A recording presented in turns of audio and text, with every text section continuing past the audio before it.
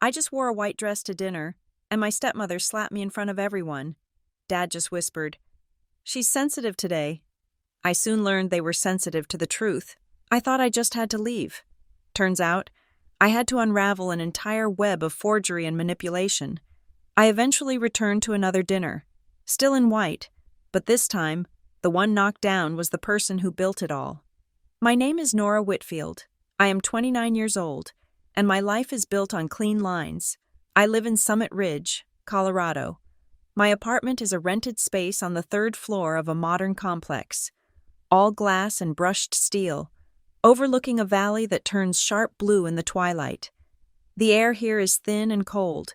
It demands precision.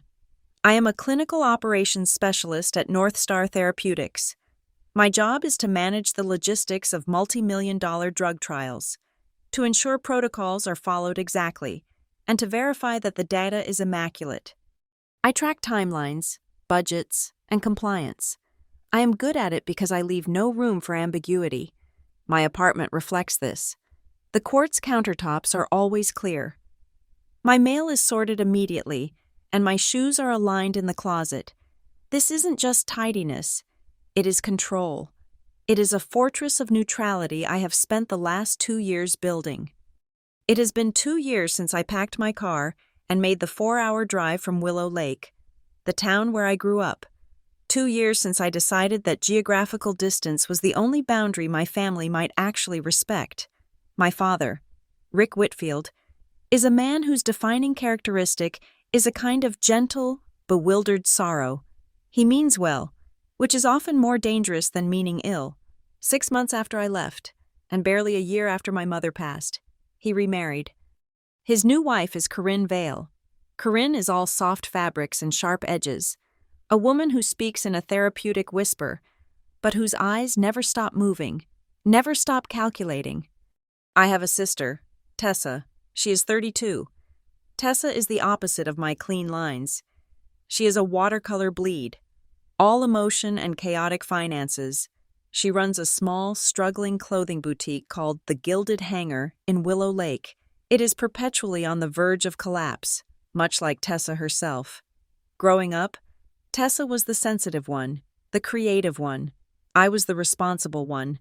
After she had her son, Ethan, the dynamic solidified. Tessa was now fragile, burdened by the gargantuan task of motherhood. As Corinne often put it, this narrative conveniently overlooked the fact that Tessa's financial instability long predated my nephew. She was the project everyone had to fix, the black hole that absorbed the family's sympathy and, increasingly, its resources. My stability, conversely, meant I required nothing. I was fine. Nora is always fine. The invitation arrived not as a phone call, but as a group text message. It lit up my phone on a Tuesday afternoon, disrupting a complex projection spreadsheet. The sender was Corinne, but the group name was Whitfield Family. "Dearest family," the message began. "It has been far, far too long since we were all under one roof. Life is so short. Your father and I would be simply thrilled if everyone could come for a reunion dinner this Saturday. 7 o'clock, just a casual evening to reconnect and heal. Nora, honey, we miss you the most. Please say you'll come." My stomach tightened. The capitalized heal felt less like an invitation and more like an accusation, a reminder that I was the one who had fractured the circle for 2 years. My absence had been a quiet statement. I sent birthday cards and Christmas checks. I maintained a polite, sterile distance. This sudden, aggressive pull for reconnection was new. I knew exactly what had triggered it. My second cousin, Diana, had passed through Summit Ridge the month before on a ski trip. She was impressed by my apartment complex, awed by the view, and fascinated by my job title. She had taken a photograph of us at brunch, my tastefully minimalist living room visible in the background, and posted it. Catching up with my brilliant cousin Nora Whitfield, so proud of her climbing the ladder at North Star Therapeutics. Big things. Boss Lady Colorado living biotech. I had cringed when I saw it. I preferred obscurity. My family interpreted my independence as a quiet failure. They understood Tessa's loud, debt-ridden struggle far better. Diana's post, however, had repositioned me. I was no longer just Nora, the one who moved away. I was Nora, the one with the big biotech job. I was, perhaps for the first time in their eyes, a resource. The confirmation came 3 days after the group text. I hadn't responded yet, letting the invitation hang in the digital air. My phone rang. It was Corinne. "Nora? Darling, you didn't answer the text. You are coming Saturday, aren't you? Your father is so looking forward to it." Her voice was like warm honey laced with saccharin. "I've been busy with work. Corinne, I'm checking my schedule." I lied. "Oh, that work," she laughed, a brittle sound. "We saw Diana's post. That North Star place sounds dreadfully important. All those pharmaceuticals. It must be very high pressure." "It's clinical trials, mostly data management," I said, keeping my voice flat. "Fascinating." A pause. "They must compensate you very well for that kind of stress. We were just reading an article, Rick and I, about the biotech boom. Goodness, do they offer things like stock options for specialists, or is that just for the executives?" There it was, the probe. It was clumsy, but it was unmistakable. "The company treats its employees fairly," I said, the corporate neutrality feeling like armor. "Oh, I'm sure," she rushed on. "We're just so proud. You know, Tessa is hitting a small rough patch. The spring line didn't move, and the distributor, well, it's all so complicated. It just makes us appreciate your stability. Darling, that nice bonus you must have received, we're just so glad one of you is truly secure." I felt the snare close. This wasn't a dinner, it was an appraisal. I hung up the phone, the silence of my apartment suddenly feeling too thin. The dilemma was sharp. If I went, I was walking into an ambush. They wanted something. My success had made me a target. They would use my father's passive guilt and Tessa's active desperation as weapons. But if I didn't go, I would be the villain.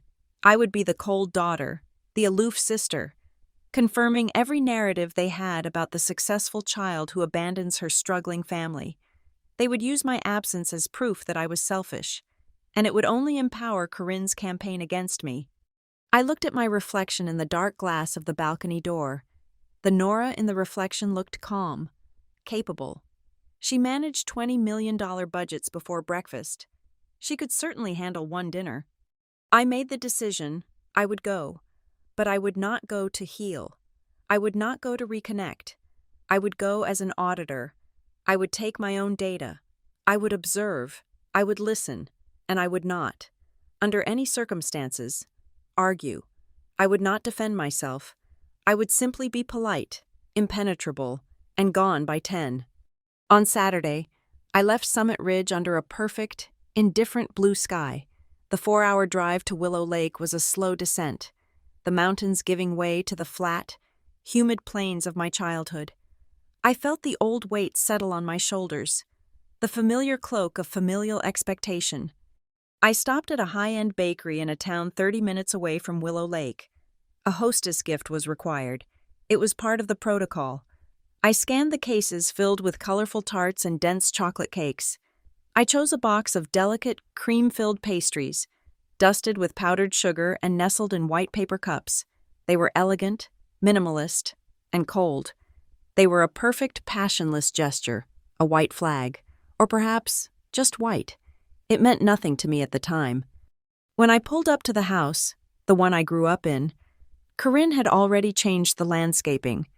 The familiar, messy rose bushes my mother loved were gone, replaced by severe structural grasses and white river stones.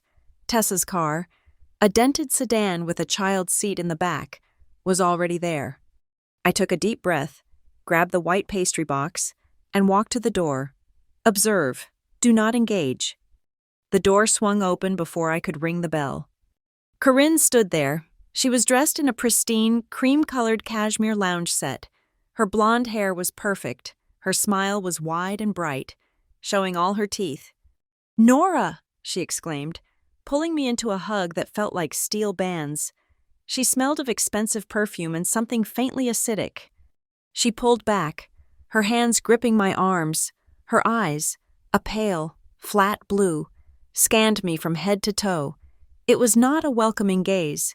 It was not the look of a stepmother happy to see her stepdaughter. It was the assessing, chillingly brief look a butcher gives a piece of meat before deciding where to make the first cut.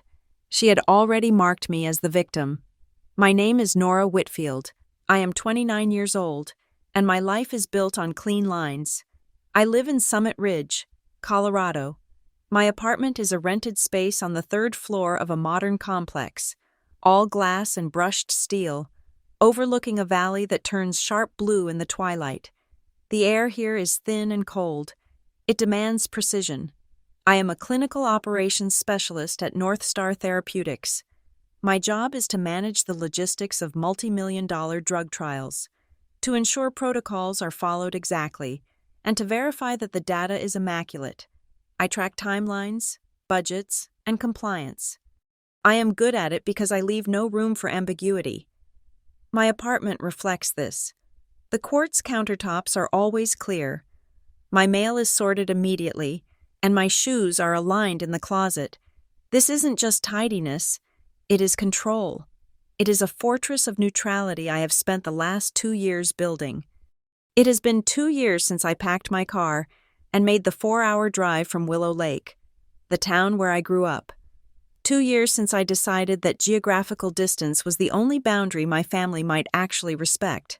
My father, Rick Whitfield, is a man whose defining characteristic is a kind of gentle, bewildered sorrow. He means well, which is often more dangerous than meaning ill. 6 months after I left, and barely a year after my mother passed, he remarried. His new wife is Corinne Vale. Corinne is all soft fabrics and sharp edges, a woman who speaks in a therapeutic whisper but whose eyes never stop moving, never stop calculating. I have a sister, Tessa. She is 32. Tessa is the opposite of my clean lines. She is a watercolor bleed, all emotion and chaotic finances. She runs a small, struggling clothing boutique called The Gilded Hanger in Willow Lake. It is perpetually on the verge of collapse, much like Tessa herself. Growing up, Tessa was the sensitive one, the creative one. I was the responsible one. After she had her son, Ethan, the dynamic solidified. Tessa was now fragile, burdened by the gargantuan task of motherhood. As Corinne often put it, this narrative conveniently overlooked the fact that Tessa's financial instability long predated my nephew. She was the project everyone had to fix, the black hole that absorbed the family's sympathy and, increasingly, its resources. My stability, conversely, meant I required nothing. I was fine. Nora is always fine. The invitation arrived not as a phone call, but as a group text message. It lit up my phone on a Tuesday afternoon, disrupting a complex projection spreadsheet. The sender was Corinne, but the group name was Whitfield Family. Dearest family, the message began. It has been far, far too long since we were all under one roof. Life is so short. Your father and I would be simply thrilled if everyone could come for a reunion dinner this Saturday. 7 o'clock, just a casual evening to reconnect and heal. Nora, honey, we miss you the most. Please say you'll come. My stomach tightened. The capitalized heal felt less like an invitation and more like an accusation, a reminder that I was the one who had fractured the circle. For 2 years, my absence had been a quiet statement. I sent birthday cards and Christmas checks. I maintained a polite, sterile distance. This sudden, aggressive pull for reconnection was new. I knew exactly what had triggered it. My second cousin, Diana, had passed through Summit Ridge the month before on a ski trip. She was impressed by my apartment complex, awed by the view, and fascinated by my job title. She had taken a photograph of us at brunch, my tastefully minimalist living room visible in the background, and posted it. Catching up with my brilliant cousin Nora Whitfield, so proud of her climbing the ladder at North Star Therapeutics. Big things. Boss Lady Colorado living biotech. I had cringed when I saw it. I preferred obscurity. My family interpreted my independence as a quiet failure. They understood Tessa's loud, debt-ridden struggle far better. Diana's post, however, had repositioned me. I was no longer just Nora, the one who moved away. I was Nora, the one with the big biotech job. I was, perhaps for the first time in their eyes, a resource. The confirmation came 3 days after the group text. I hadn't responded yet, letting the invitation hang in the digital air. My phone rang. It was Corinne. "Nora? Darling, you didn't answer the text. You are coming Saturday, aren't you? Your father is so looking forward to it." Her voice was like warm honey laced with saccharin. "I've been busy with work, Corinne. I'm checking my schedule." I lied. "Oh, that work," she laughed. A brittle sound. "We saw Diana's post. That North Star place sounds dreadfully important. All those pharmaceuticals. It must be very high pressure." "It's clinical trials, mostly data management," I said, keeping my voice flat. "Fascinating." A pause. "They must compensate you very well for that kind of stress. We were just reading an article, Rick and I, about the biotech boom. Goodness, do they offer things like stock options for specialists? Or is that just for the executives?" There it was, the probe. It was clumsy, but it was unmistakable. "The company treats its employees fairly," I said, the corporate neutrality feeling like armor. "Oh, I'm sure," she rushed on. "We're just so proud. You know, Tessa is hitting a small rough patch. The spring line didn't move, and the distributor, well, it's all so complicated. It just makes us appreciate your stability. Darling, that nice bonus you must have received. We're just so glad one of you is truly secure." I felt the snare close. This wasn't a dinner, it was an appraisal. I hung up the phone, the silence of my apartment suddenly feeling too thin. The dilemma was sharp. If I went, I was walking into an ambush. They wanted something. My success had made me a target. They would use my father's passive guilt and Tessa's active desperation as weapons. But if I didn't go, I would be the villain. I would be the cold daughter, the aloof sister, confirming every narrative they had about the successful child who abandons her struggling family. They would use my absence as proof that I was selfish, and it would only empower Corinne's campaign against me. I looked at my reflection in the dark glass of the balcony door. The Nora in the reflection looked calm, capable. She managed $20 million budgets before breakfast. She could certainly handle one dinner. I made the decision. I would go. But I would not go to heal. I would not go to reconnect. I would go as an auditor. I would take my own data. I would observe. I would listen. And I would not, under any circumstances, argue. I would not defend myself. I would simply be polite, impenetrable, and gone by 10. On Saturday, I left Summit Ridge under a perfect, indifferent blue sky. The 4-hour drive to Willow Lake was a slow descent, the mountains giving way to the flat, humid plains of my childhood. I felt the old weight settle on my shoulders, the familiar cloak of familial expectation. I stopped at a high-end bakery in a town 30 minutes away from Willow Lake. A hostess gift was required. It was part of the protocol. I scanned the cases filled with colorful tarts and dense chocolate cakes. I chose a box of delicate, cream-filled pastries, dusted with powdered sugar and nestled in white paper cups. They were elegant, minimalist, and cold. They were a perfect, passionless gesture, a white flag, or perhaps just white. It meant nothing to me at the time. When I pulled up to the house, the one I grew up in, Corinne had already changed the landscaping. The familiar, messy rose bushes my mother loved were gone, replaced by severe structural grasses and white river stones. Tessa's car, a dented sedan with a child's seat in the back, was already there. I took a deep breath, grabbed the white pastry box, and walked to the door. Observe, do not engage. The door swung open before I could ring the bell. Corinne stood there. She was dressed in a pristine cream-colored cashmere lounge set. Her blonde hair was perfect.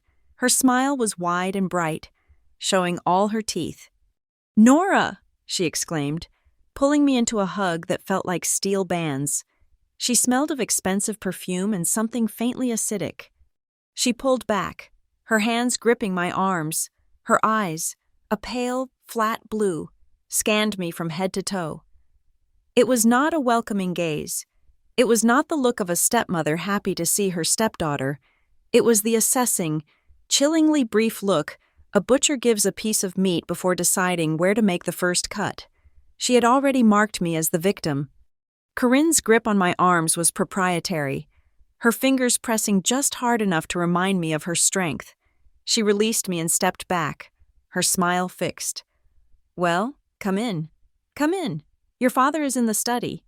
Tessa is in the kitchen, probably agonizing over the chicken." I stepped into the foyer, and the chill I'd felt from her gaze settled over the entire house. The warm, slightly cluttered home I remembered was gone. My mother's cherrywood console table had been replaced by a sharp-edged glass piece. The walls were a sterile, shadowless gray. It felt like a showroom, a place where no one actually lived. I had worn a simple, structured sheath dress made of an ivory wool crepe. It was, I thought, a neutral choice, professional, modest, respectful. It was also, I realized as I saw Corinne in her cream cashmere, a violation. I had broken an unwritten rule, one I hadn't known existed. Corinne's entire identity was built on being the epicenter of pale, soft light in every room. My dress wasn't just white. It was a competing shade, an unconscious challenge to her authority. My father emerged from the study, his face lighting up for a brief, genuine second. "Nora, look at you," he hugged me. A familiar embrace that felt slightly slumped, defeated. He smelled faintly of whiskey. "It's so good. So good to have you home." He glanced from my dress to Corinne's outfit, and his smile wavered. He knew. Tessa came out of the kitchen, wiping her hands on an apron. "Nora, you made it." She looked thin, her eyes shadowed with a familiar, buzzing anxiety. Her hug was quick and brittle, her shoulders tense. My nephew, Ethan, now 7, peeked around her legs and offered a shy wave.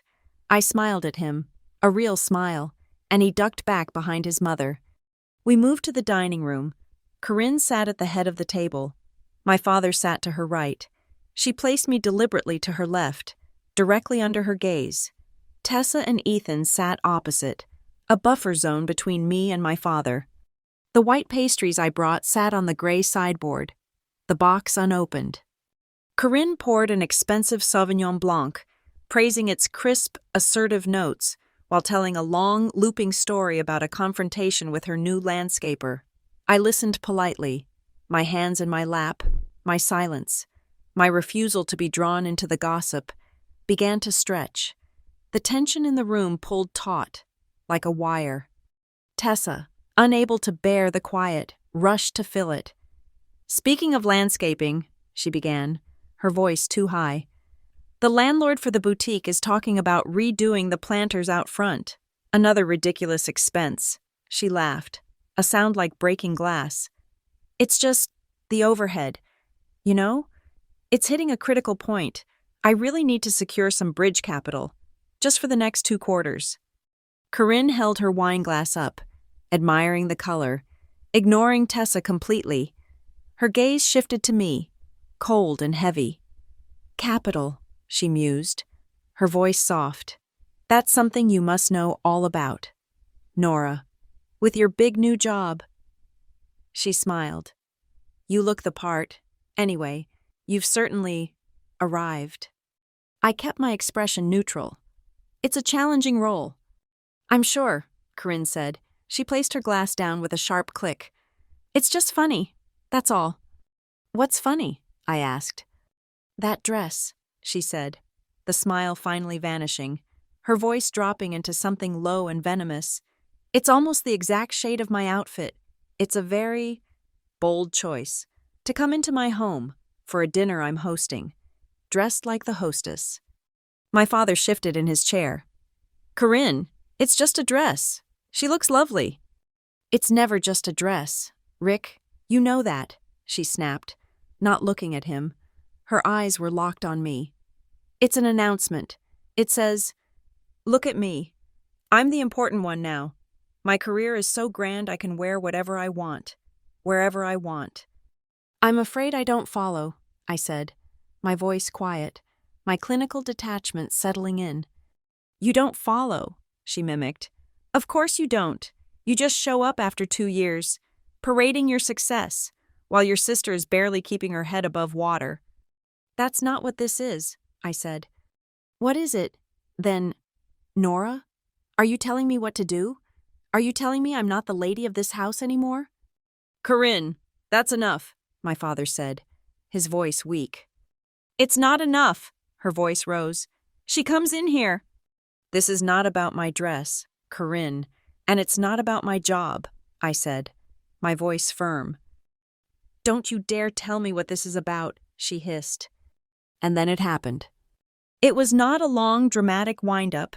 It was a short, brutally fast movement. Her hand shot out across the small space between us. The sound, a sharp crack, sucked all the air from the room. My head snapped to the side.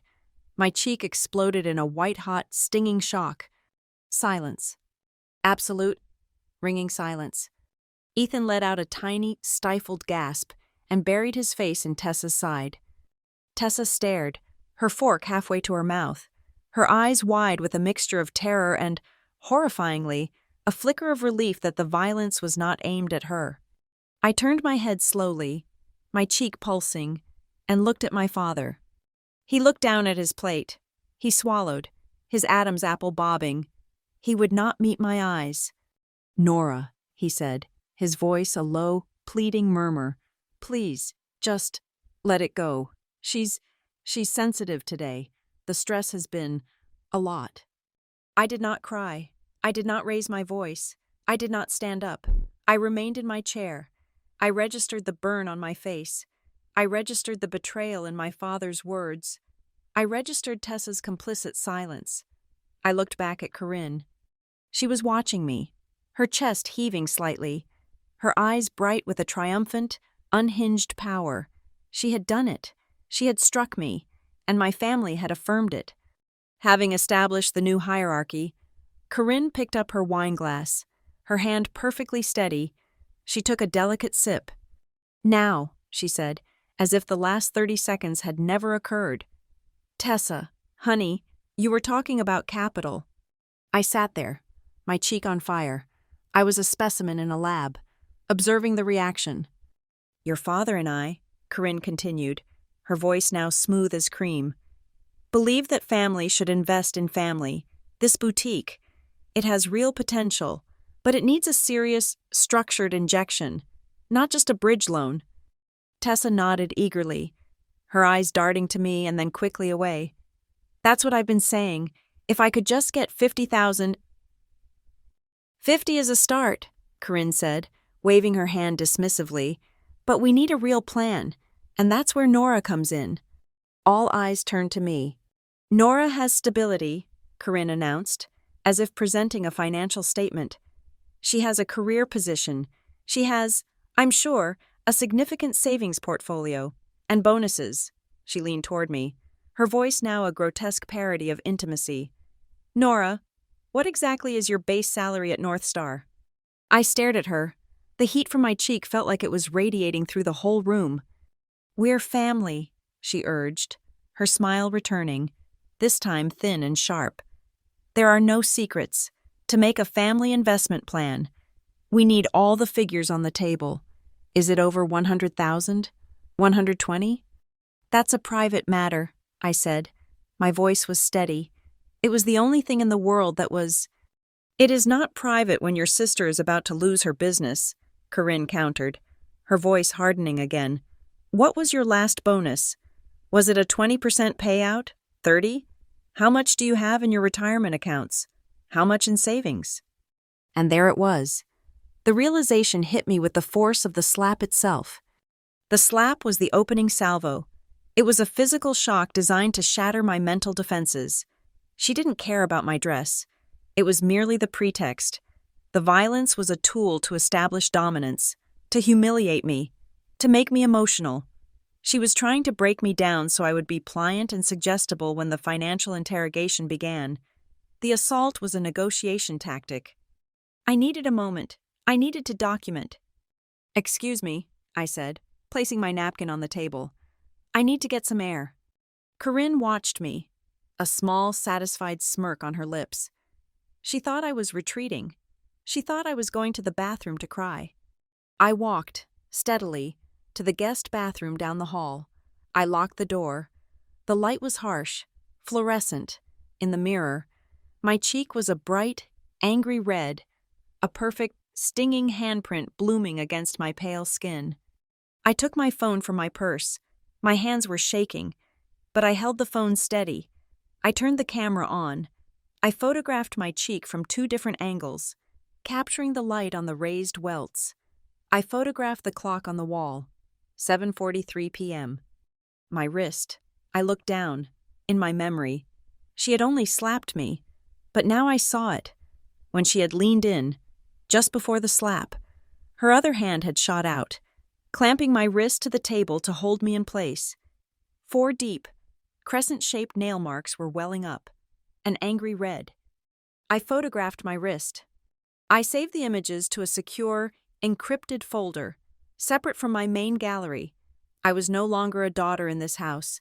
I was an auditor. I was a witness. I took 3 deep breaths.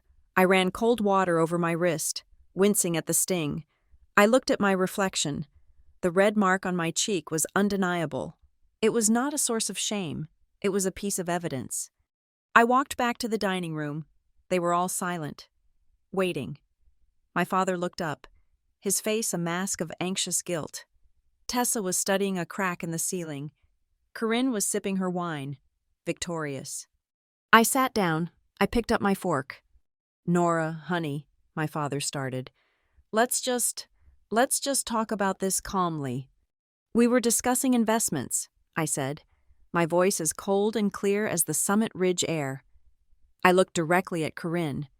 She smiled, but her eyes narrowed, unsure of this new calm. "Yes, we were." "It's an interesting thing," I said, placing my fork down gently. "A white dress. I suppose I chose it because it's clean. Simple." Corinne raised an eyebrow, waiting for the apology.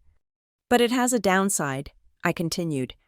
"A white dress doesn't hide stains. It reveals them." The room went completely, utterly silent. Corinne's smile faltered. My father's eyes widened. Even Tessa looked at me. A new, unfamiliar flicker of fear in her gaze. They knew. In that instant, I was not talking about the dress anymore. I left the dinner exactly 10 minutes after I returned to the table. I did not eat. I did not touch the water Corinne had poured. I simply sat, letting my silence and the blazing red mark on my cheek answer every one of their hollow attempts at normalcy. I did not accept the insincere, flustered apologies my father tried to offer at the door.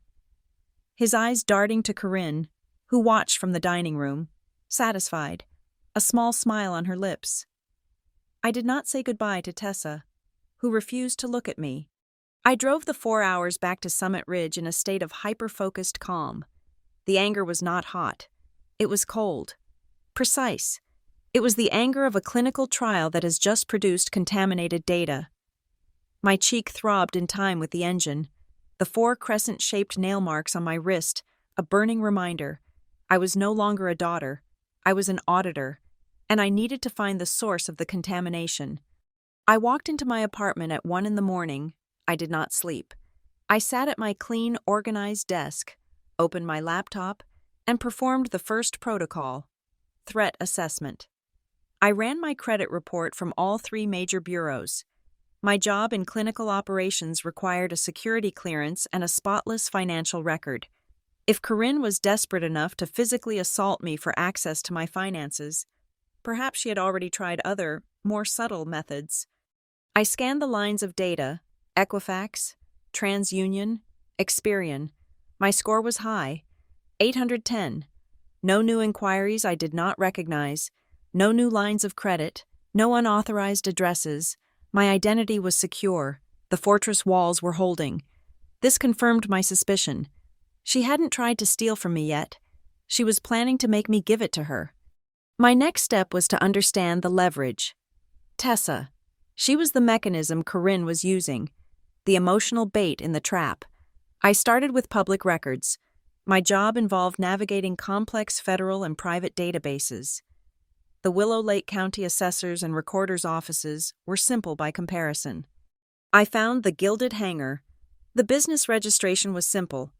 Sole proprietorship, Tessa Whitfield. Then I checked the commercial property records for her boutique's address. I found the lease agreement abstract. I am not a real estate lawyer, but even I could see the terms were predatory. The rent was at least 20% above the market rate for that depreciating retail strip. It had a 5-year term, personally guaranteed by Tessa, with brutal acceleration clauses that could bankrupt her if she missed a single payment. It was a terrible deal. A deal. I realized that no one would sign without a safety net. Then I found the UCC-1 lien, a Uniform Commercial Code lien. It is standard when you take a loan using business assets, like inventory, as collateral. I expected the secured party to be a local bank or a supplier. It was not. The secured party was an entity I had never heard of, filed just 6 months ago. This was the patron Corinne had alluded to. I cross-referenced this with the county's civil court records for small claims. Corinne Vale's name appeared, co-signing on 2 separate supplier credit applications for Tessa. They were small amounts, just a few $1,000s each. It was the family-is-everything maneuver. Corinne was weaving herself into Tessa's finances, pulling the strings tight, ensuring that when Tessa fell, Corinne was the only one who could save her. This was beyond my expertise. I needed a specialist. I called Marla Benton. Marla and I had been roommates in college. While I went into biotech logistics, she went into forensic accounting. She worked for a high-powered firm in Denver, spending her days tracking what angry spouses, thieving business partners, and embezzling executives tried to hide. She lived on data trails and spreadsheets. We met for coffee the next day, a Sunday. I sat across from her, my hair deliberately styled to cover the fading, yellowish bruise on my cheek. I did not tell her about the slap. I presented it as a financial puzzle. My sister is in a bad lease, I explained, keeping my voice level. And my stepmother is involved. It feels wrong, but I can't see the whole picture. There's this strange UCC lien from an unknown entity, and Corinne is co-signing small loans. Marla listened, stirring her latte, her eyes sharp and analytical. The lease isn't the scam. Nora, she said finally, her voice quiet.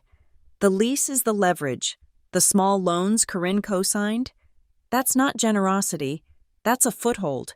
She's not trying to help Tessa succeed. She's documenting her failure. What do I do? You stop looking at Tessa. Tessa is the symptom. She pulled a pen from her bag and scribbled on a napkin. You look at your father. Your dad had assets when he married Corinne, right? A retirement account? The house? Yes, I said.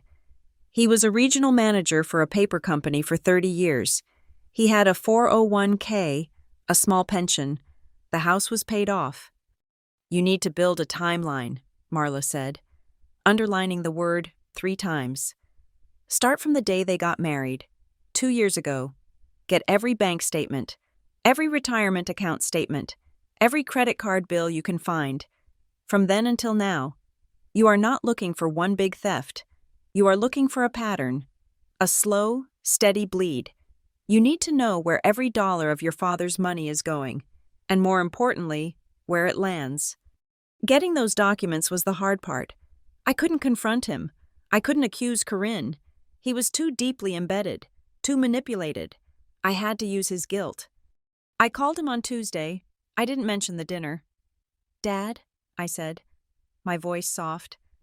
I'm doing some updates on my own financial planning, my will, my beneficiaries, and it made me realize I have no idea what your setup is. If something happened to you, I don't even know who your lawyer is. The relief in his voice was palpable. I was talking about something responsible, not emotional. Oh, Nora, honey, that's smart, very responsible of you. Could I just look at the paperwork sometime? Just so I know where things are, in case of an emergency. He agreed immediately. Of course, Corinne handles most of it. She's so organized. I drove back to Willow Lake that Saturday, deliberately arriving at 9 in the morning. When I knew Corinne was at her weekly yoga and brunch marathon, the house felt cold, sterile. My father was in the study, looking nervous. "It's all in here," he said, gesturing vaguely. "Or it should be." But it wasn't. The main filing cabinet, the one my mother had meticulously organized, was now full of Corinne's interior design magazines and fabric swatches. "Where are the bank statements? Dad, the investment files?" "Oh." He shifted, looking embarrassed. "Well, Corinne moved all the important papers. She has a separate cabinet. It's locked. She says it's to keep things secure from contractors and the cleaning staff." My blood ran cold. "You don't have a key?" "She just takes care of it, Nora. It's just easier that way. She pays all the bills." "What about online access?" I asked, moving to the desktop computer. I don't know the password."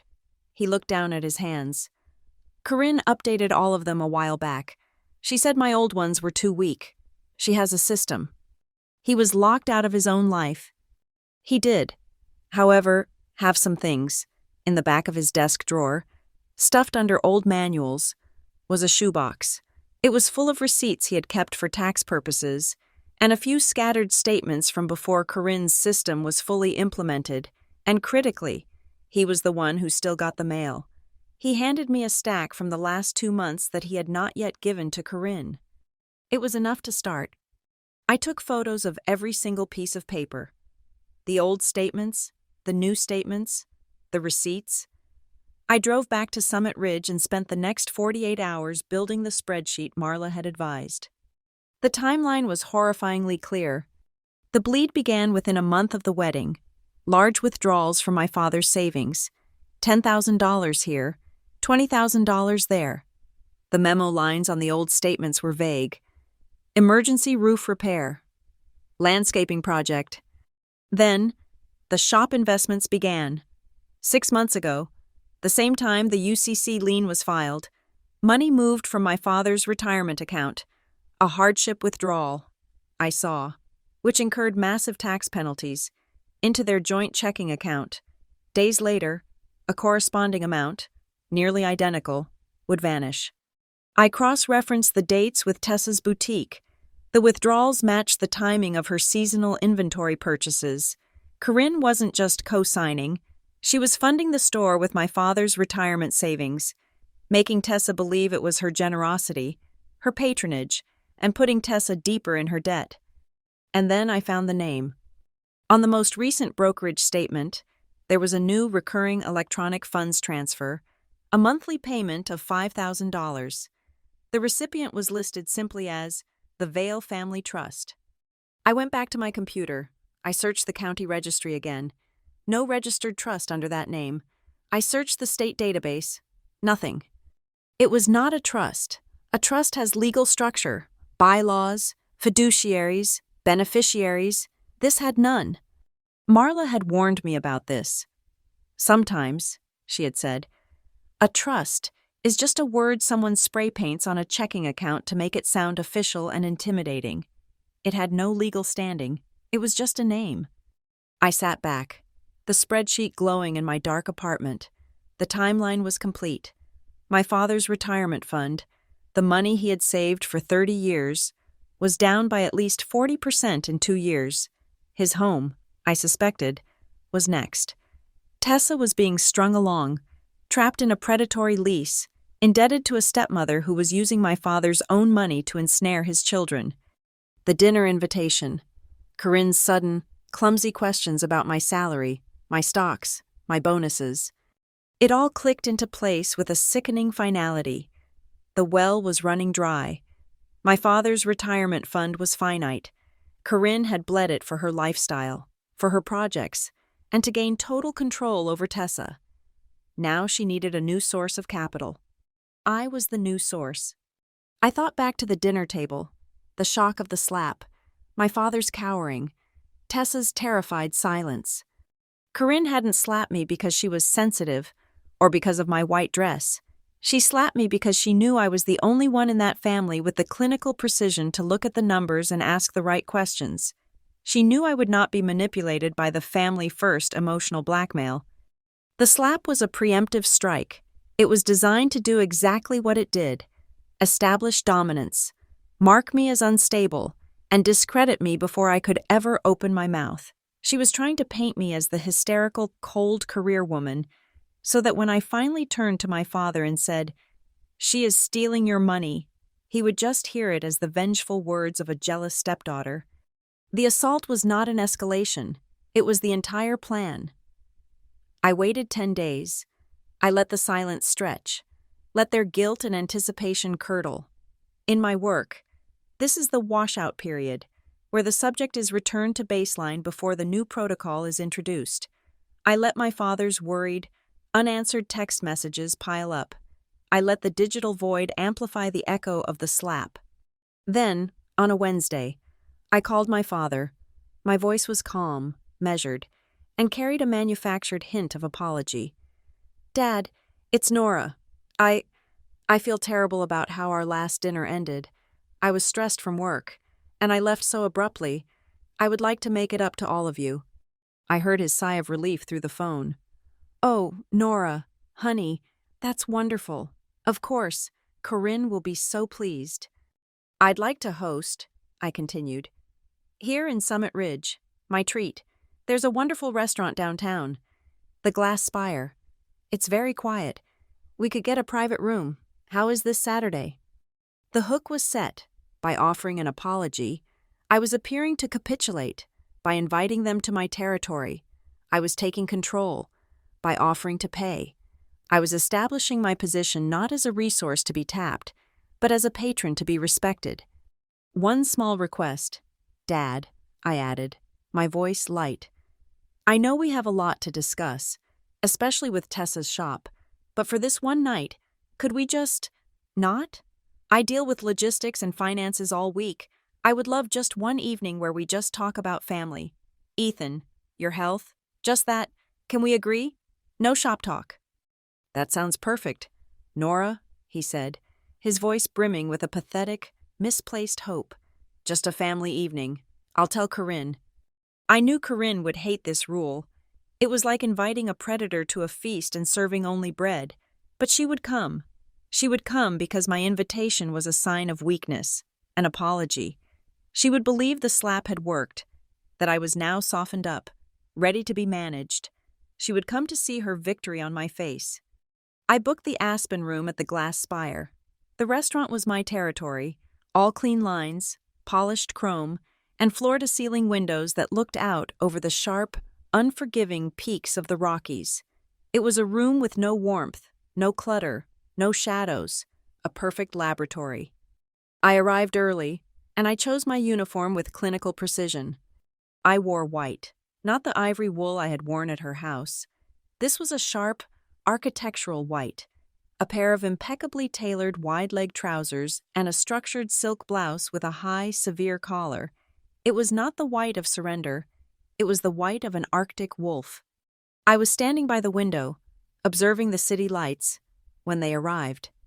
Corinne swept in first. My father and Tessa followed in her wake, and Corinne, in a move of such predictable, theatrical audacity, was dressed in head-to-toe white, a flowing winter-white cashmere dress, a white wool coat draped over her shoulders, even white suede boots.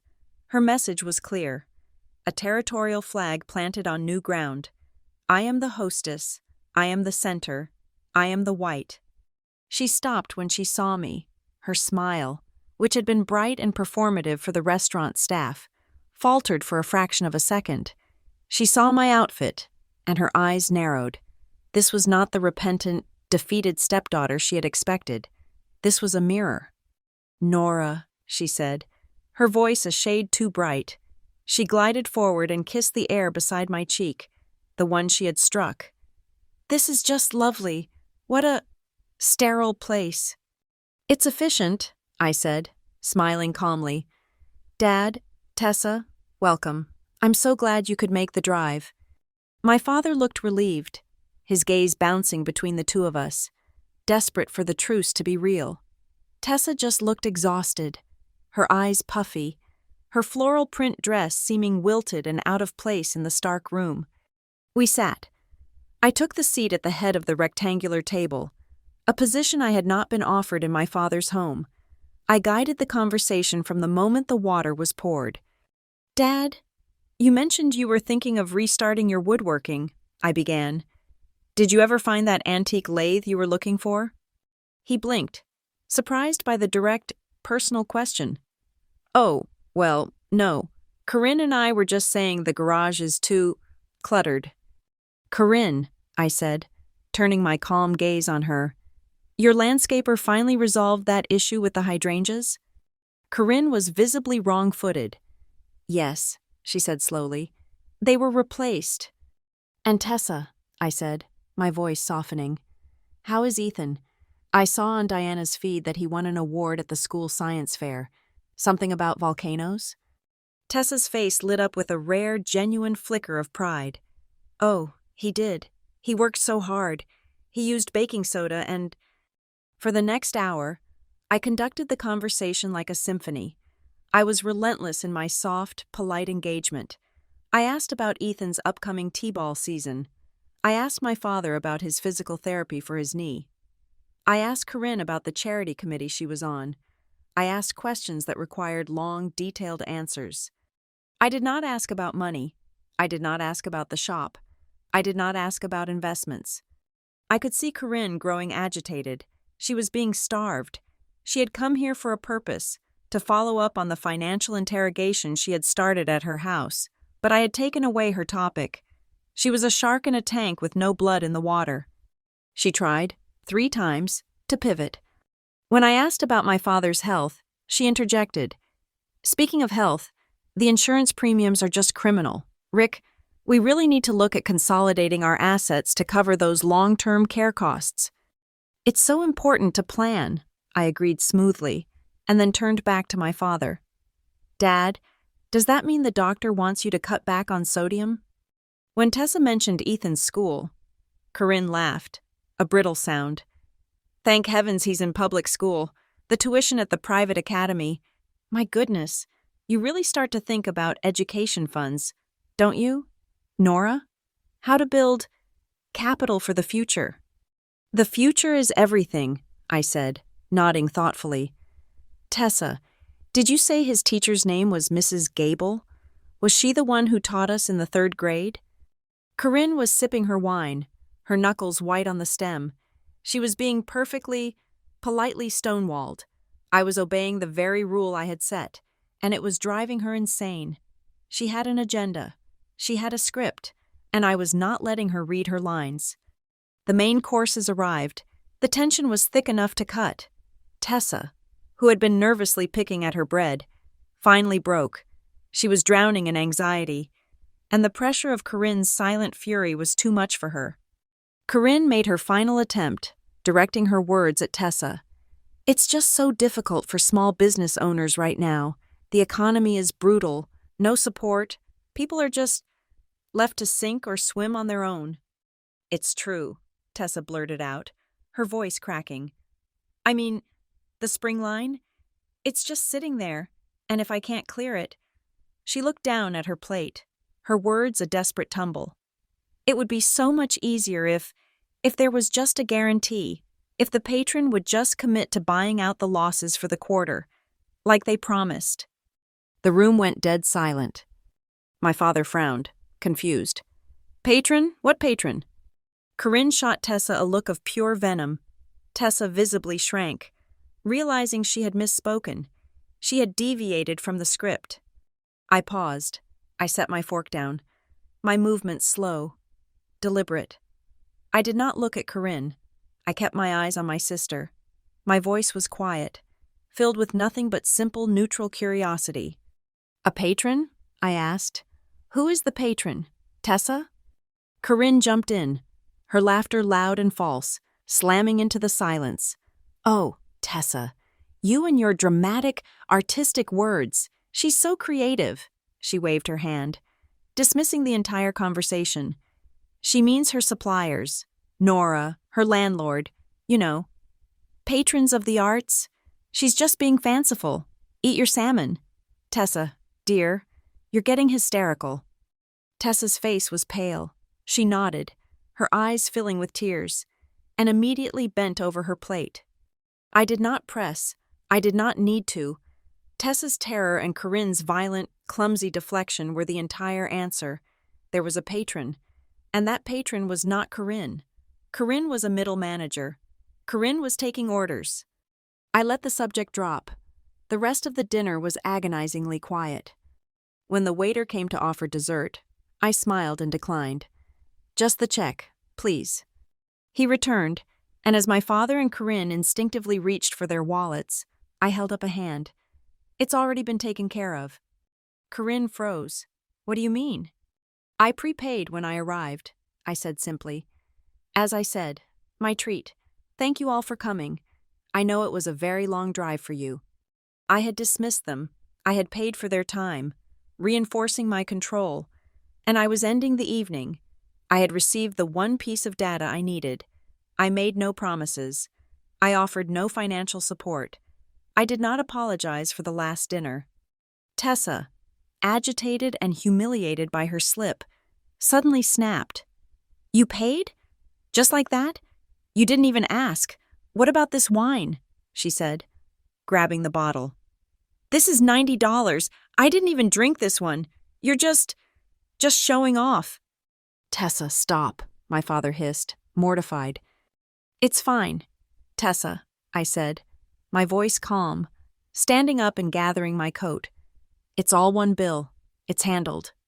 No, it's not handled, she cried, her voice rising. It was a minor, pathetic scene, but it was exactly what I needed. It was a dispute. I ushered them out politely, my face a mask of serene concern for my emotional sister. I walked them to the lobby, wished them a safe drive, and watched them step into the elevator. The moment the doors closed, Corinne's mask of civility shattered. She, thinking she was out of my sight, did not get in the elevator. She turned, her back to me, and walked a few feet away into the lobby. Her shoulders rigid, I watched her reflection in the dark, polished granite of the opposite wall. Her face was a knot of pure fury. She pulled her phone from her white purse, her fingers stabbing at the screen. She was not calling a friend. She was not calling a cab. She was reporting in. I left the restaurant and went straight to my car. I waited until the next morning. At 9 a.m., I called the Glass Spire and asked for the general manager. My name is Nora Whitfield, I said, my voice clinical and concerned. I hosted a private dinner in the Aspen Room last night. There was a rather unfortunate bit of confusion over the final bill, caused by one of my guests. I recall, Ms. Whitfield, the manager said, his voice wary. Is there a problem with the charge? Not at all. I just wanted to personally apologize for the scene. My sister was unwell, and I wanted to ensure that the server was not penalized in any way for the dispute she caused over that bottle of wine. The manager, relieved it wasn't a complaint, became instantly accommodating. Not at all, Ms. Whitfield. We handled it. Thank you. Just for my own records, so I can settle this with my family's accountant. I need to be precise on the timeline of the incident. Would it be possible for you to check your lobby camera feed? It would have been right after we left the private room, around 9:30. There was a pause. That is an unusual request. I understand. However, my guest is now making financial allegations. I just need to verify who was present, and when she began to act erratically, it's a legal matter. The word legal did the trick. He agreed to let me review the feed. Supervised. In his office. I sat in the small, cramped office, watching the monitor. I saw us exit the room. I saw Tessa's outburst. I saw myself, calm and controlled, guiding them to the elevator. I saw my father and Tessa step inside. And I saw Corinne hang back. I watched her storm into the center of the lobby, her face contorted in a rage I had never seen. She placed the call. She wasn't shouting, but her words were short, clipped, and violent. She was being berated, and she was berating in return. She was a general who had lost a battle and was now facing a court-martial by an unseen superior. The trap had worked. Corinne was not the queen. She was a pawn. And now, I knew, I had to find the player who was moving her. The failure at the glass spire had a visible effect. It accelerated their timeline. My refusal to engage, my polite, surgical dismissal, had triggered panic. Corinne had lost control of the narrative. And now, I knew, she and her unseen patron would revert to cruder, more desperate tactics. I immediately went to Marla's office with the photographs of the documents from my father's shoebox and the new critical piece of data. Corinne's panic. "She's reporting to someone," I said, placing the printed-out bank statements on her desk. "She's not the one in charge." Marla ignored my theory for a moment, her eyes scanning the columns of numbers I had organized. "Okay, here's the bleed," she murmured, tracing a line with her pen. 10,000, 20, another 10, all moving from his brokerage account to the joint checking. And here, she tapped the recurring monthly transfer. "The Vale Family Trust, $5,000, regular as clockwork." "Which I can't find in any state registry," I reminded her. "Because it's not a trust," she said, typing into her terminal. "I ran the name through the state's business entity database. It's not a corporation. It's not an LLC. It's a DBA, a doing business as registration." "What does that mean?" "It means it's a fictitious name. It's a mask. It's just a regular checking account that Corinne has given a very important-sounding title to. It's legally meaningless." She filed the DBA paperwork herself, 3 months after they were married. Marla leaned back, her face grim. "The money goes from your dad to their joint account, to this fake trust account. The question is, where does it go from there?" "Tessa's store," I said. "It has to be." "Let's check." Marla pulled up the UCC lien we had found earlier, the one filed against the Gilded Hanger. "Secured party is Harbor Finch, LLC, not the Vale Family Trust." "A different company? So this is the patron?" "Wait," Marla said, holding up a hand. She typed Harbor Finch, LLC into the state's corporate registry. She clicked. The filing details appeared on her screen. "Oh, Nora," she said, her voice low. "Registered 9 months ago. Purpose: financial consulting and real estate management. And the managing member: Corinne Vale." I stared at the screen. It was a perfect, closed loop. She's paying herself?" "She's laundering your father's money through herself," Marla corrected. "She takes his retirement savings, puts it in the trust account, then transfers it to her own shell company, Harbor Finch. Then, Harbor Finch uses that same money to pay the ridiculously high rent on Tessa's boutique and to act as the patron holding the lien on her inventory. She's created a phantom benefactor, funded by my father, to indebt my sister to her. The entire thing is a fiction." A sudden sick memory flashed in my mind. A receipt from the shoebox. I hadn't understood its significance. "Marla, in that same box of papers, there was an invoice. I thought it was junk. It was from Harbor Finch, LLC, billed to my father." "For what?" "I have a photo of it." I pulled up the image on my phone. We both looked at it. It was an invoice for $25,000 for consulting services regarding family financial management, and at the bottom, an agreement page, supposedly signed by my father, authorizing the payment. "That's how she justifies the big transfers," Marla breathed. I looked closer at the signature. "It's his signature," I said, though doubt was creeping in. "Is it?" Marla said. She pulled up the photo of an old, canceled check from my father, one he had written years ago. We placed the two images side by side. The original signature was strong, the R in Rick pressed firmly, the ink slightly heavier on the downstroke. The signature on the Harbor Finch contract was cleaner, thinner, the edges were too precise. "It's a scan," I whispered. She scanned an old signature and digitally pasted it onto a fake contract. The slap, the insults about the white dress, it all seemed so primitive compared to this.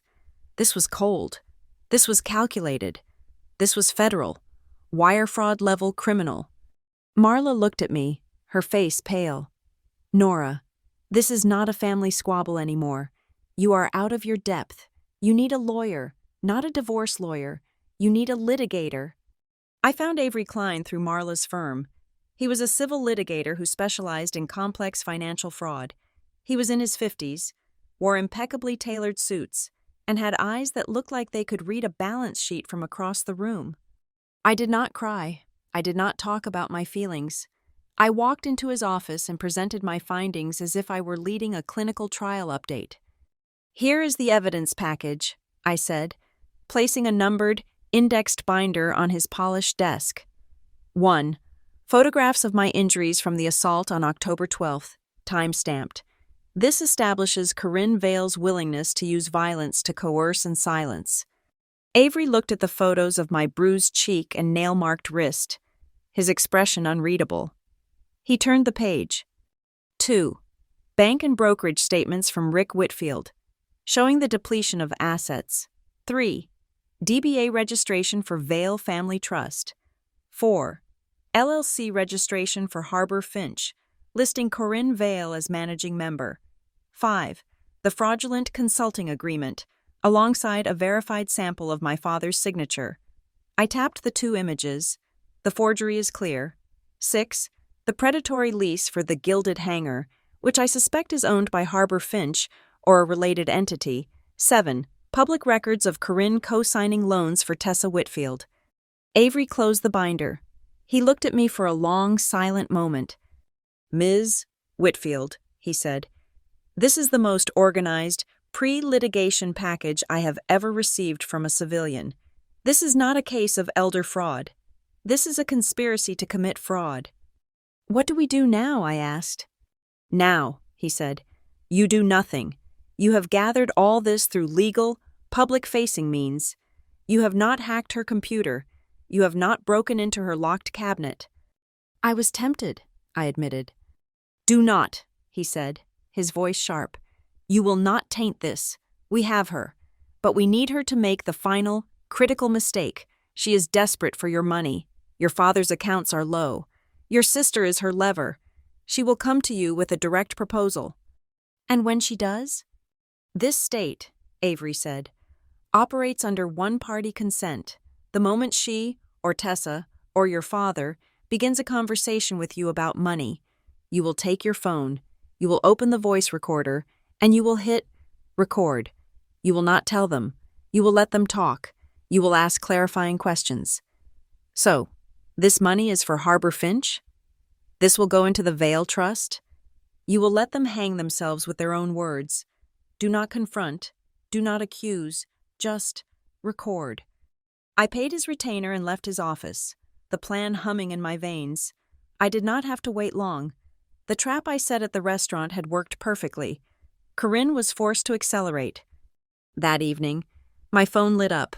It was a text from Tessa. Nora, I'm in serious trouble. The landlord is calling the note on the lease. They are giving me 10 days. I'm going to lose the store. I'll have to declare bankruptcy. Corinne says I'll lose Ethan. The classic emotional blackmail. I did not respond. 5 minutes later, another text. She says you're the only one who can help.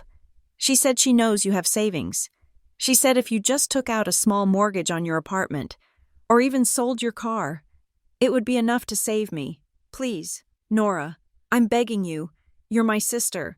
Don't let this happen to me. There it was, the proposal, the C-clamp. They were coming for my assets.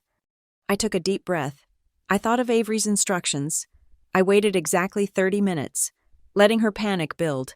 Then I replied, Tessa, this is a huge shock. A mortgage? That is an enormous financial decision. I cannot possibly discuss this over a text message. I need to see the paperwork. I need to understand exactly what this money would be for and who it would be going to. 3 minutes later, a reply. This time, I knew. Corinne was dictating it. Of course, whatever you need. We have the agreement all drawn up. They had an agreement ready. They were that confident. I sent my reply to a group text, including Tessa, my father, and Corinne. I was setting the stage for my one-party consent recording. This is a family matter. We will all discuss it together. Come to my apartment, Thursday night, 8 o'clock. Bring the agreement and all the paperwork from the landlord. We will review the proposal. I paused, my finger hovering over the send button. I added one last line. And given the gravity of this, I want a clear, focused atmosphere. Please, let's just wear white. On Thursday night, my apartment was prepared for surgery. I turned on every light until the white walls, the white quartz countertops, and the pale gray flooring were flooded, eliminating all shadows. It was less a home and more a laboratory, bright, sterile, and cold. On the minimalist glass dining table, I placed 4 glasses of water, no food, no wine. This was not a negotiation, it was an exposure. At 7:55, I opened the voice recording app on my personal phone. I hit the red button. The timer began to tick upward in silence. I placed the phone face down on the table, a dark rectangle on the reflective glass, next to a blank legal pad and a pen, a silent, digital witness. My work phone, a separate device, was in my pocket. At 8 o'clock on the dot, my intercom buzzed. I let them in. They emerged from the elevator, a strange procession of defeat and aggression. My father looked smaller, his beige sweater somehow saggier. Tessa was a ghost in a washed-out gray dress, her eyes red and puffy, avoiding my gaze. And then Corinne. She had, of course, accepted my challenge. She was wearing a tight, winter white knit dress, her white coat draped over her shoulders, her blonde hair perfect. She looked like an Arctic predator, and she was smiling, convinced she had arrived for the kill. "Nora, darling," she said, gliding past me into the apartment, her perfume invading the space. "What a bright little place you have. It's all very white, so clean." "I like to see things clearly," I said. I did not offer them a seat. I simply walked to the dining table. "Please." They sat. My father and Tessa sat opposite me, huddled together. Corinne sat to my left, placing her expensive white leather bag on the table with a soft thud. "Well," Corinne said, folding her hands, her voice dripping with faux compassion, "we're all so grateful you're taking this seriously. Nora, Tessa is just beside herself with worry." Tessa flinched but said nothing. "I am taking it very seriously," I said, my voice flat. My text was clear. I need to see the paperwork from the landlord and the agreement you mentioned. "Of course," Corinne said. She reached into her bag and pulled out a sheaf of papers, neatly bound by a clip. She slid it across the glass table to me. "Here it is, a simple family loan agreement. It's all very standard. Just a formality so we can save your sister's business." I picked it up. Agreement for financial assistance and security pledge. I read the first page. The amount was $85,000. The primary borrower was listed as Tessa Whitfield. The lender was Nora Whitfield. $85,000, I said. "That's a very specific number." "It's what the landlord is demanding to stop the eviction," Tessa whispered. "Plus the back payments to the suppliers. Corinne said it was the bare minimum." "I see." I turned the page. My eyes scanned the boilerplate language. Interest rate, 0%, a generous touch. Payment terms, deferred for 2 years. It was all designed to look like a desperate, benevolent rescue. Then I reached page 4, section 4B, default and remedy. I read the clause. My blood did not run cold. It sharpened. The language was deliberately dense, but the intent was perfectly clear. In the event that Tessa Whitfield missed a single payment after the 2-year deferment, I, Nora Whitfield, would not have the standard right to foreclose. Instead, the clause stated, I would grant immediate and irrevocable power of attorney to a third party. That third party was named Corinne Vale, acting as family trustee. This power of attorney granted her the sole and exclusive right to manage, list, and facilitate the sale of my apartment at her discretion to cover the debt. They were not asking for a loan. They were not asking for my money. They were asking me to sign my home over to her. I let the silence stretch. The only sound the faint hum of the HVAC system and the tiny digital ticking of the recorder on the table. "This isn't a loan agreement," I said, my voice quiet. "This is a trap." My father started. "Nora, that's a terrible thing to say." "It gives Corinne power of attorney to sell my apartment," I said, cutting him off, my eyes locked on her. "Not as a last resort, not after a court order, immediately, at her discretion. You are asking me to hand you the keys to my life." Corinne laughed, a light, tinkling sound that did not reach her eyes. "Darling, you are so dramatic. It is just a protection, a guarantee. Family needs guarantees. We all need to be protected. You wouldn't want Tessa to fail and for all that money to just disappear, would you? This just ensures the family asset, your sister's future, is secured. It's just paperwork." "Who drafted this paperwork?" I asked. "Oh, a wonderful lawyer friend of mine," she said, waving her hand dismissively. "He handles all of our important family business. He said it was ironclad." "A lawyer friend," I repeated. I tapped the last page. "I see a witness signature here, Robert Vale. Is that a relative of yours?" Corinne's smile tightened, just a fraction. "My cousin. He works at the firm. It's all perfectly legal." "I'm sure it is." I took my work phone from my pocket. I held it up. "This is a complex legal document. You cannot expect me to read this and sign it in one night. I need to send it to my financial advisor." Corinne's posture stiffened. "A financial advisor? Nora, this is family. You do not need to bring outsiders into this. We are trying to solve this in here. A document this ironclad deserves a second opinion," I said. My hand was perfectly steady. I photographed the first page, then the second, the third, I photographed, in crisp, high resolution, the toxic clause, and I photographed the signature page, with Robert Vale's looping signature. I composed a text message to Avery Klein. "Review immediately. Urgent. Focus on Section 4B and witness signature." I attached the images and hit send. I placed the work phone on the table, next to the recording phone. "We can talk while I wait for his feedback." I looked at Corinne. The recording was capturing everything. The air was electric. "So, let's trace the path of the money," I said, leaning forward. "This $85,000, I sign this paper. The bank wires the money. Where exactly does it go? Does it go to Tessa? Does she pay the landlord?" "Yes, exactly," Tessa said, nodding, desperate to agree. "No, not exactly," Corinne cut in, her voice sharp. She was growing impatient. "It's complicated.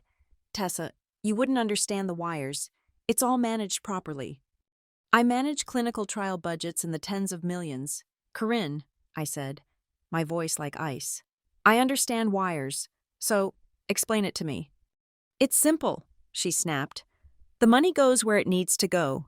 It handles the debt. It pays the landlord. It makes the suppliers happy." "So the check is written to the landlord?" I pressed. "Or does it go to the suppliers? Or," I paused, letting the name hang in the air, "does it go to Harbor Finch, LLC?" The name landed like a stone. Tessa's head snapped up. My father looked confused. "What's Harbor Finch?" Corinne's face was a mask of fury. She had lost control. "It doesn't matter where the money goes. Nora," she hissed, her voice rising. "It is all part of the same rescue package. What matters is that if you sign this, the books are finally balanced and the money comes back to my trust on time."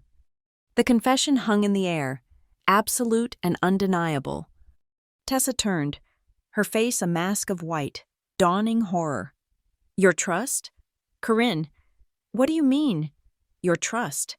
You told me Harbor Finch was an outside investor. You said they were a patron. You said they were helping me." "Be quiet, Tessa," Corinne spat, her veneer of civility shattering. "You are hysterical, and you are upsetting the deal. This is grown-up business." "You used me," Tessa whispered, her voice breaking. "You told me Nora was selfish. And all this time, it was you? And Dad's money? I said, "Be quiet." My work phone vibrated on the glass table, the sound loud as a gunshot in the tense room. I picked it up, a text from Avery. "Nora, do not sign. The witness signature, Robert Vale, is identical to the witness signature on 2 of your father's forged brokerage withdrawals from last year. This document is not just poison, it's a confession. We have them. Do not sign. Get them out of your house." I looked up from the phone. My face was calm. "This is, as I said, an enormous decision. I am not signing anything tonight." Corinne stood up, her chair scraping violently against the floor. "What? After all this? You are going to let your sister go bankrupt?" "I am going to have my attorney," I said, emphasizing the word, "review this ironclad agreement in detail. He has already noted some irregularities with the witness signatures." Corinne's face went white. She knew, in that instant, that she had miscalculated. She snatched the papers from the table, shoving them back into her bag. "Fine," she seethed. "Fine. Have your attorney look at it. Play your little power games. But while you sit here in your perfect, sterile, white apartment, being so clean, your sister is drowning, and it will be your fault." She stormed to the door. My father, his face ashen and completely bewildered, followed her. Tessa did not move. She just sat, staring at the empty space on the table where the agreement had been, tears streaming silently down her face. Corinne paused at the door, her hand on the knob, and gave me one last look of pure hatred. "You shouldn't wear white, Nora, not when you aren't clean enough to save your own family." I stood up, my hands resting on the back of my chair. "I disagree. Corinne, white is perfect." She glared, waiting. "It shows the dirt fastest." She ripped the door open and was gone. I walked over to my phone on the table. The recording app was still running. I hit stop, the file saved. I looked at Tessa, who was finally completely broken. After Corinne and my father left, I turned back to my sister. Tessa was still at the table, hollowed out, the fragments of Corinne's confession, my trust, echoing in the sterile, white room. She was a victim, yes, but she had also been a willing participant in the emotional siege against me. She had been the bait in their trap. I did not offer her comfort. I did not offer her a place to stay. I took a business card from my wallet and slid it across the glass. Avery Klein, attorney at law. "Corinne will not save you," I said, my voice flat. "She was using you. She was using Dad's money to buy your debt and secure your silence. The landlord, the suppliers, the patron, it was all her. You have 2 choices. You can go down with her, or you can call him." She stared at the card, her tears dripping onto the glass. I picked up the audio recorder and walked her to the door. She had to make her own choice. My father was a different matter. He was not a conspirator. He was the mark. Corinne would already be working on him, twisting the narrative, painting me as the cold, calculating villain who had ambushed them. I had a window of perhaps 24 hours before she rebuilt the walls of his denial. I sent him a single text message the next morning. "Dad, I am not angry. I am worried. Meet me. The Willow Creek Coffee Roasters, 10 in the morning. Please, just you." It was the diner he used to take me to on Saturday mornings when I was a child. It was neutral ground, smelling of burnt coffee and old vinyl. He was already there when I arrived, sitting in a booth by the window, looking 10 years older. He had not slept. He looked defeated. "Nora," he said, his voice rough. He didn't look at me. "You shouldn't have done that, ambushing Corinne. And Tessa. Tessa is a wreck." "I invited you to my home to review a legal document," I said. Sliding into the booth, I kept my voice soft. I was not the auditor now. I was a daughter, trying to pull her father from a burning building. "I didn't ambush anyone. I just turned on the lights." "She is just trying to hold this family together," he insisted, though his voice wavered. "She manages everything, the bills, the investments. She keeps it all, organized, in the safe. She has the only key, doesn't she? I asked. And the only password? A husband is supposed to trust his wife. Nora, I trust her. There it was, the wall, the belief he had to cling to, because the alternative meant he was a fool. I leaned forward. Dad, let's forget the money for 1 second. Let's talk about the dinner, at your house, the first dinner. He visibly tensed. It was a mistake. Everyone was stressed. She slapped me, I said, my voice quiet but unyielding. She struck me, in your house, at your table, and you told me to let it go. He looked away, out the window. He swallowed. I think you're being too sensitive about that. It was a tense moment. You came in wearing that white dress, just like her. It was disrespectful. She was upset. It just happened. It doesn't mean anything. He had dismissed the violence. He had rationalized it, blamed me for it. I felt a cold, sharp spike of grief, but I pushed it down. My anger would not save him. My data would. You're right, I said. He looked back, surprised by my agreement. Let's not talk about the slap. Let's not talk about feelings. Let's talk about facts. Let's talk about your money. I reached into my bag and pulled out a single, laminated sheet of paper. I had spent all night preparing it after I left Tessa. It was not the full, complex spreadsheet Marla had helped me build. It was a simple, brutal timeline. This is your retirement account. Dad, I said, placing it on the table between our coffee cups. Here is the balance. 2 years ago, when you married Corinne, $1.2 million. He winced. We had expenses, the roof, the wedding. Here is the balance today, I continued, pointing to the second number. Just under $700,000. It's Tessa, he said, his voice rising, defensive. We had to invest in her shop. It's a family investment. You're right, I said again, my voice still calm. There were many investments. I slid a second document onto the table. It was the high-resolution photograph of the invoice from his shoebox. Then what is this? He squinted at it. Harbor Finch, LLC, consulting services, $25,000.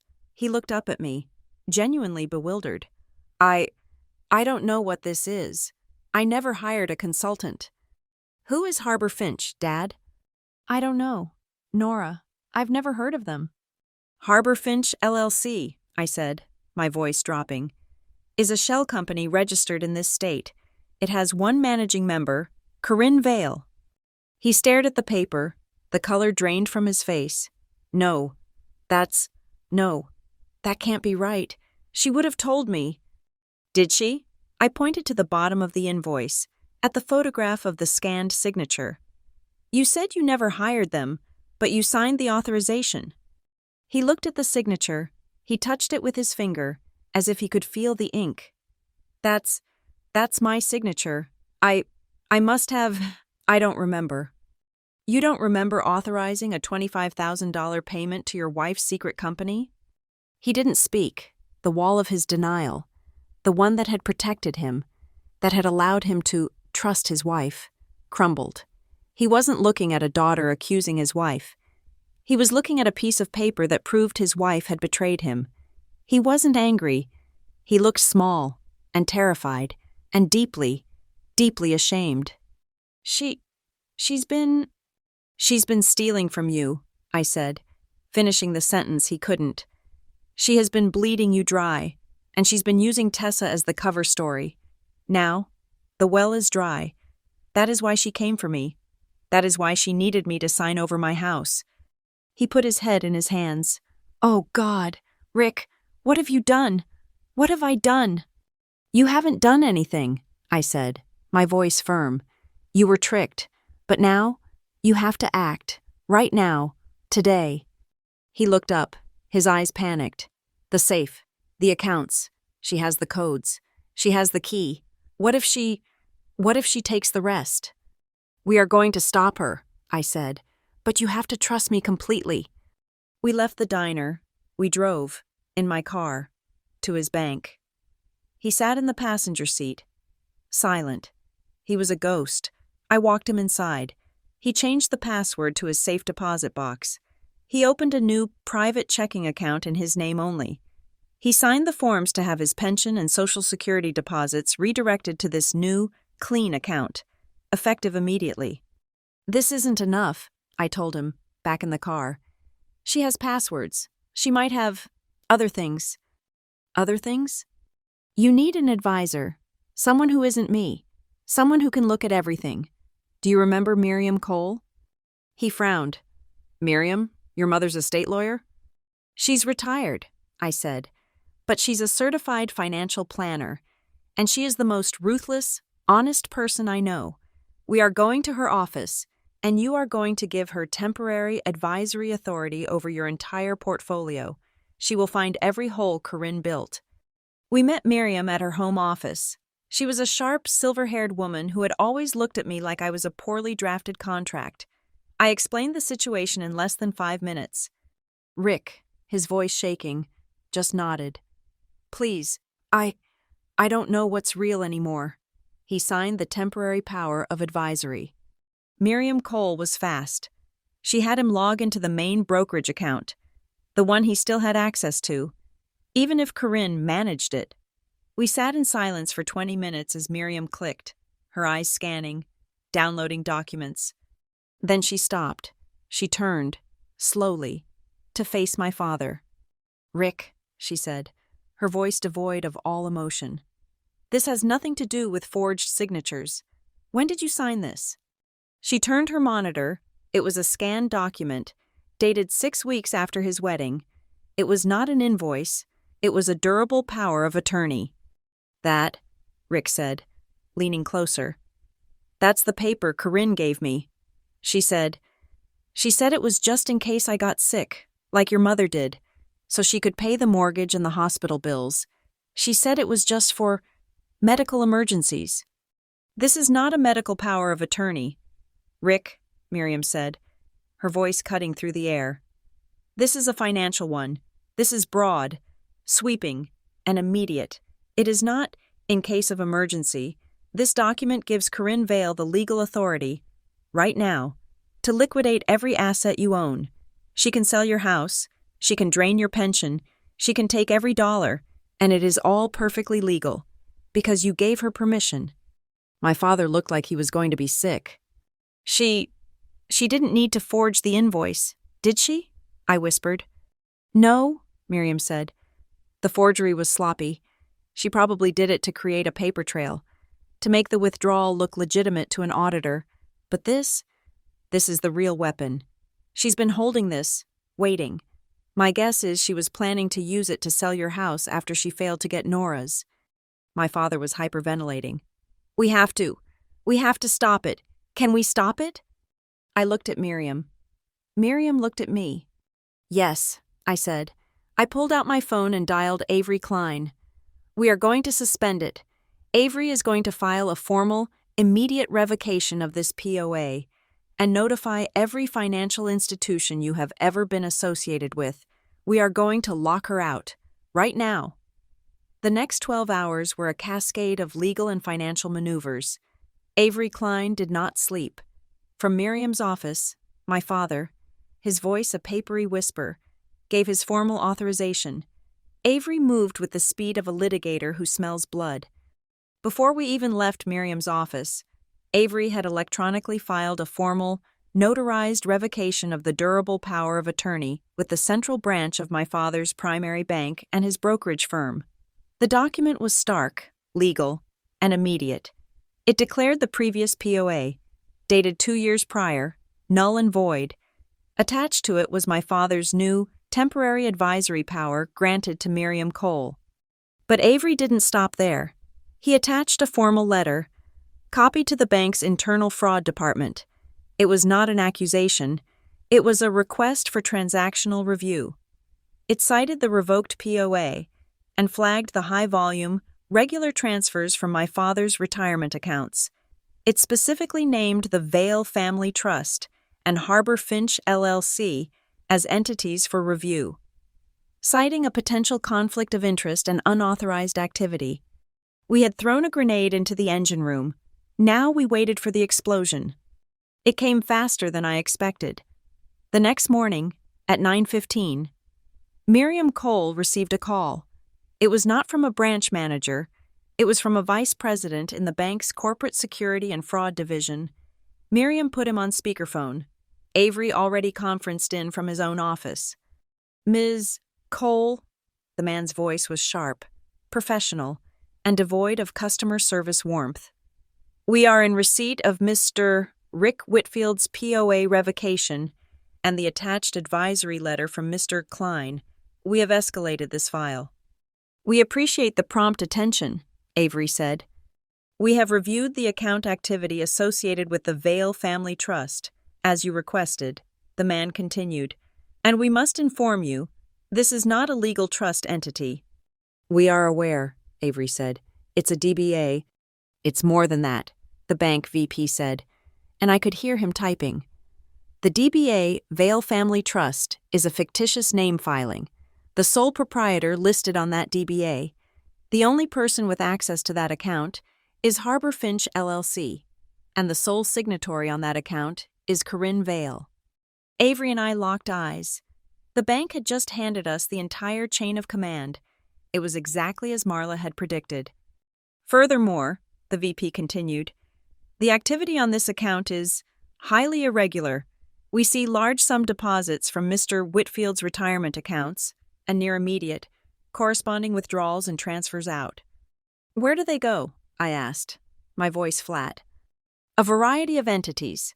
Checks written to cash, wire transfers to an out-of-state property management firm that owns the commercial space for the Gilded Hangar, payments to multiple credit card accounts, all in Corinne Vale's name." My father, sitting in Miriam's guest chair, made a small, wounded sound. "Mr. Klein," the VP said, "given the evidence of potential forgery, which our own analysis of the signature on the $25,000 transfer request confirms is a high probability scan, and the clear conflict of interest with this shell company, our department is invoking its internal anti-fraud protocol. We are placing a mandatory 7-day administrative freeze on all outbound transactions from Mr. Whitfield's brokerage and retirement sources.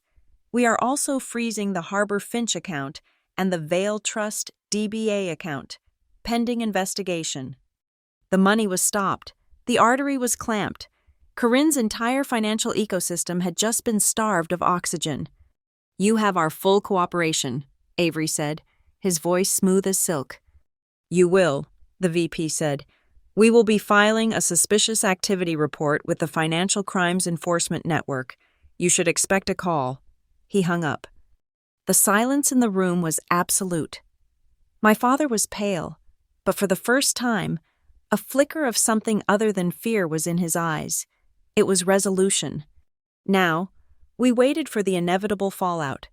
When you cut the funding to a puppet, the puppet collapses. My phone rang 2 days later. It was Tessa. She was not crying. She was screaming. "Nora, what did you do? What did you do?" "Hello, Tessa," I said. "The money. It's gone. The payment didn't go through. The landlord just called. They're locking me out. They're locking me out. Nora, the suppliers, their checks bounced. They're calling me a thief. The patron, the investor, Corinne, they're gone. Corinne isn't answering her phone." "Calm down, Tessa." "I can't calm down. I'm ruined. I'm going to be arrested. Oh my God. Ethan, Nora, please, you have to help me. You did this. I know you did. You scared them off. You have to fix it. I'm begging you. Just give me the money.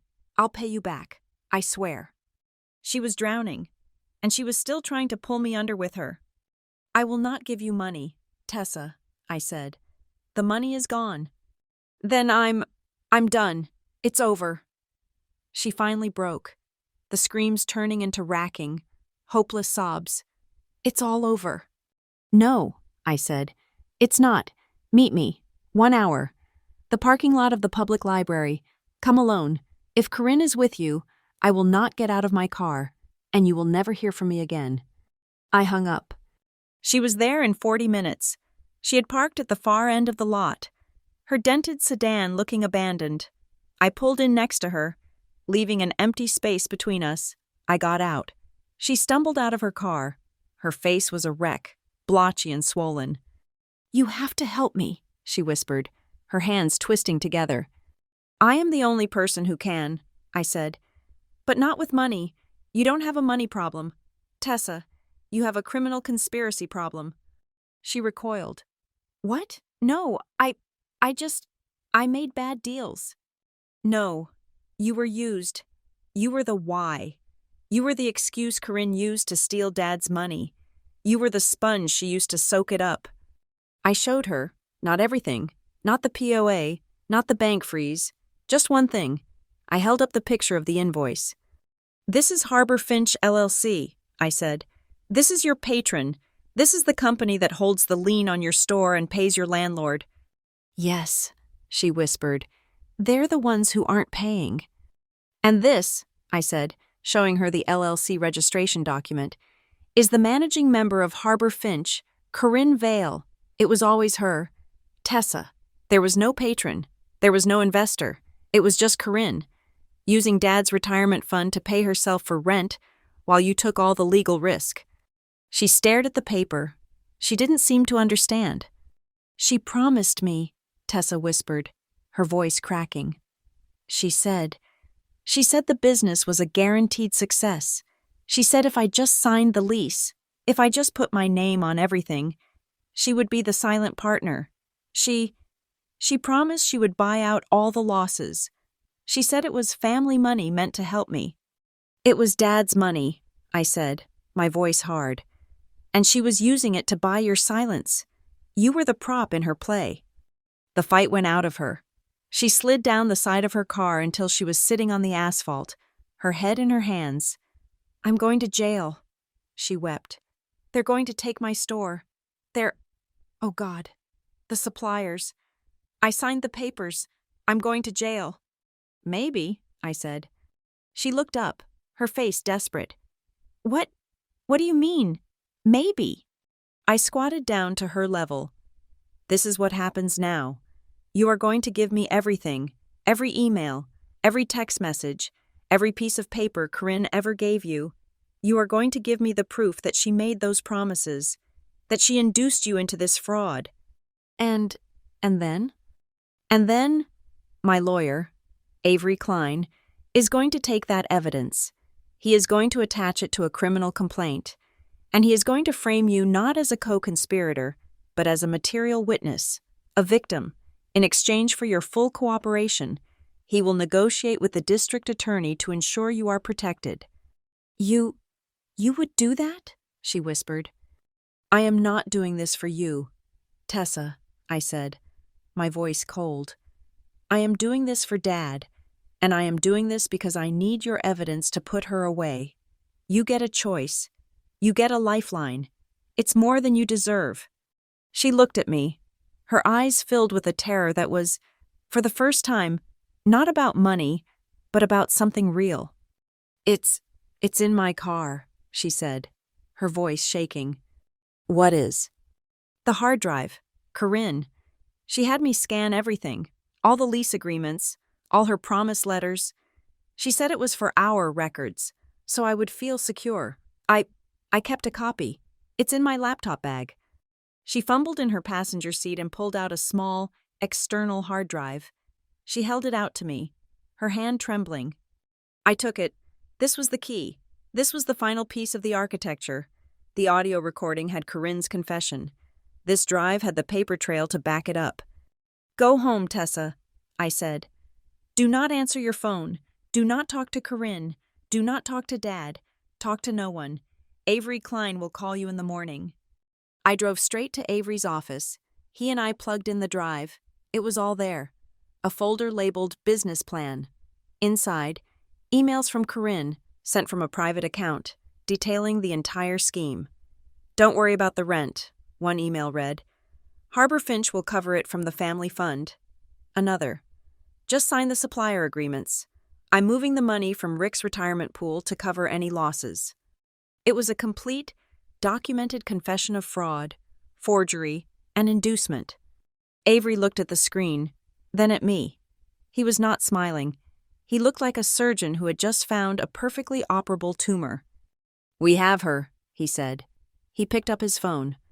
"I am drafting the civil complaint for damages now, and I am compiling the criminal complaint, with your recording and this hard drive, to be hand-delivered to the DA's white-collar crime division. She is finished." As if on cue. My phone vibrated. I looked down. It was a group text from Corinne. My father, Tessa, and I were all on it. "Dearest family," it read. "What a stressful few weeks. It seems we all got off on the wrong foot. I am hosting a dinner at the house this Saturday, 7 o'clock, a thank you dinner, to celebrate family and finally put all this bad energy behind us. Please, everyone must come. It's time to heal." I looked at Avery. He looked at me. The civil complaint could be filed tomorrow. The DA could be notified. But Corinne didn't know the money was frozen. She didn't know Tessa had flipped. She didn't know we had the hard drive. She still thought she had power. "Avery," I said, "hold the complaints, just for 2 days." "Nora, that's not—" "She has set a stage," I said. "She wants a finale. She wants one last performance in her home, at her table. She slapped me at that table. She tried to disarm me at that table. It is the only place this can end." Avery considered this. "It's theatrical, but it's clean. You go. You let her play her hand. We file everything Monday morning." I replied to the group text. "Of course, Corinne. We wouldn't miss it." We drove to my father's house in 3 separate cars, a fractured, funereal procession. My father had ridden with me, silent, his hands clasped so tightly his knuckles were white. Tessa drove alone. We were the witnesses, arriving before the primary conspirator. When Corinne's white sedan pulled into the driveway, she was the picture of a gracious, forgiving matriarch. She emerged, radiant, in a silk pantsuit of the purest, brightest white. She was reclaiming her color, her authority. "Rick, darling," she cooed, ignoring me and Tessa, kissing my father on the cheek. "You look so pale. Let's get you inside. I've made your favorite, a thank you dinner," she said again, louder, "for my benefit. A thank you for us all coming to our senses." I walked in behind them. My uniform was a simple, unadorned sheath dress of plain white linen. I carried a black leather briefcase. It was the bag I took to my most serious clinical trial reviews. Tonight, it contained the evidence. Tessa slipped in last, a shadow, as the outline specified. She was wearing a shapeless, oatmeal-colored beige dress. She was the color of dust. She was invisible. She was exactly what a witness should be. She sat on the edge of the living room couch, her hands in her lap, her eyes fixed on the floor. "Nora, dear," Corinne said, "you brought your work bag? Goodness, darling, this isn't a boardroom. This is a family home. You can put that away. We are here to heal." "I'll keep it with me," I said politely. "It has my gift in it." The dining room table was set to perfection. My mother's china, which I had not seen in years, was on the table, gleaming under the light of the new, cold crystal chandelier Corinne had installed. She placed my father at the head of the table. She sat at the other end. She placed Tessa and me on opposite sides, flanked, like prisoners. For the first 20 minutes, Corinne performed. She served wine. She talked about the floral arrangements. She was magnificent in her deception, a virtuoso of denial. She had no idea the bank accounts were frozen. She had no idea her puppet, Tessa, had cut her strings. She believed she was one final, masterful guilt trip away from securing her future. Finally, she raised her glass. "I want to make a toast," she said, her voice brimming with a terrible, manufactured warmth, "to family and to sacrifice." She looked at my father, her eyes soft. "Rick, darling, when I married you, I knew I was not just marrying you. I was taking on this entire, complicated family. I was taking on its burdens, its financial vulnerabilities." She turned her gaze to Tessa. "I have worked so hard to protect this family, to build a future. I have poured my own energy, my own time, into saving Tessa's dream, into keeping her afloat, into protecting her from her worst impulses. Her eyes finally settled on me.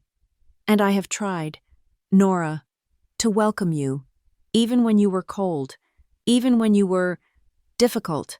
I have done nothing but try to protect your father's finances, to make sure his legacy was secure for all of us. I have sacrificed. I have managed. I have held this family together with my bare hands when it was determined to tear itself apart. The speech hung in the air, thick and cloying.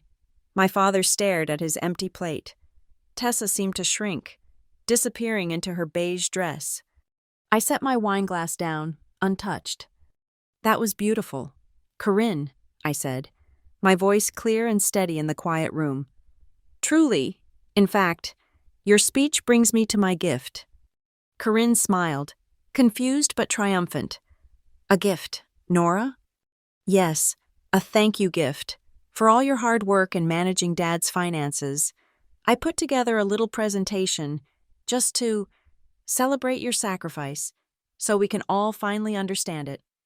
I clicked open the latches on my briefcase. Corinne's smile faltered. My father's hand, resting on the table, began to tremble. I pulled out a Pico projector, a small black square, no bigger than my phone. I placed it on the table. I pulled out my laptop. Nora, what is this? Corinne said, her voice hardening. This is a dinner party, not an audit. It's just a thank you, I said. I aimed the projector at the wide, empty, sterile gray wall beside the table. I turned it on. A bright white rectangle appeared. I clicked a file. A title appeared on the wall, in clean black font. The Whitfield Family Financial Flow, a 2-year review. Nora, turn that off, Corinne commanded. I just want to show you, I said. I clicked to the next slide. A simple, brutal flowchart appeared. Here, I said, standing, using a laser pointer from my bag, is where we begin. Rick Whitfield's retirement portfolio. 2 years ago, $1.2 million. My father made a small, choked sound. And here, I said, clicking again, is the first transfer, a large withdrawal, for family expenses. It moves here. A red arrow pointed to a new box. Joint checking account.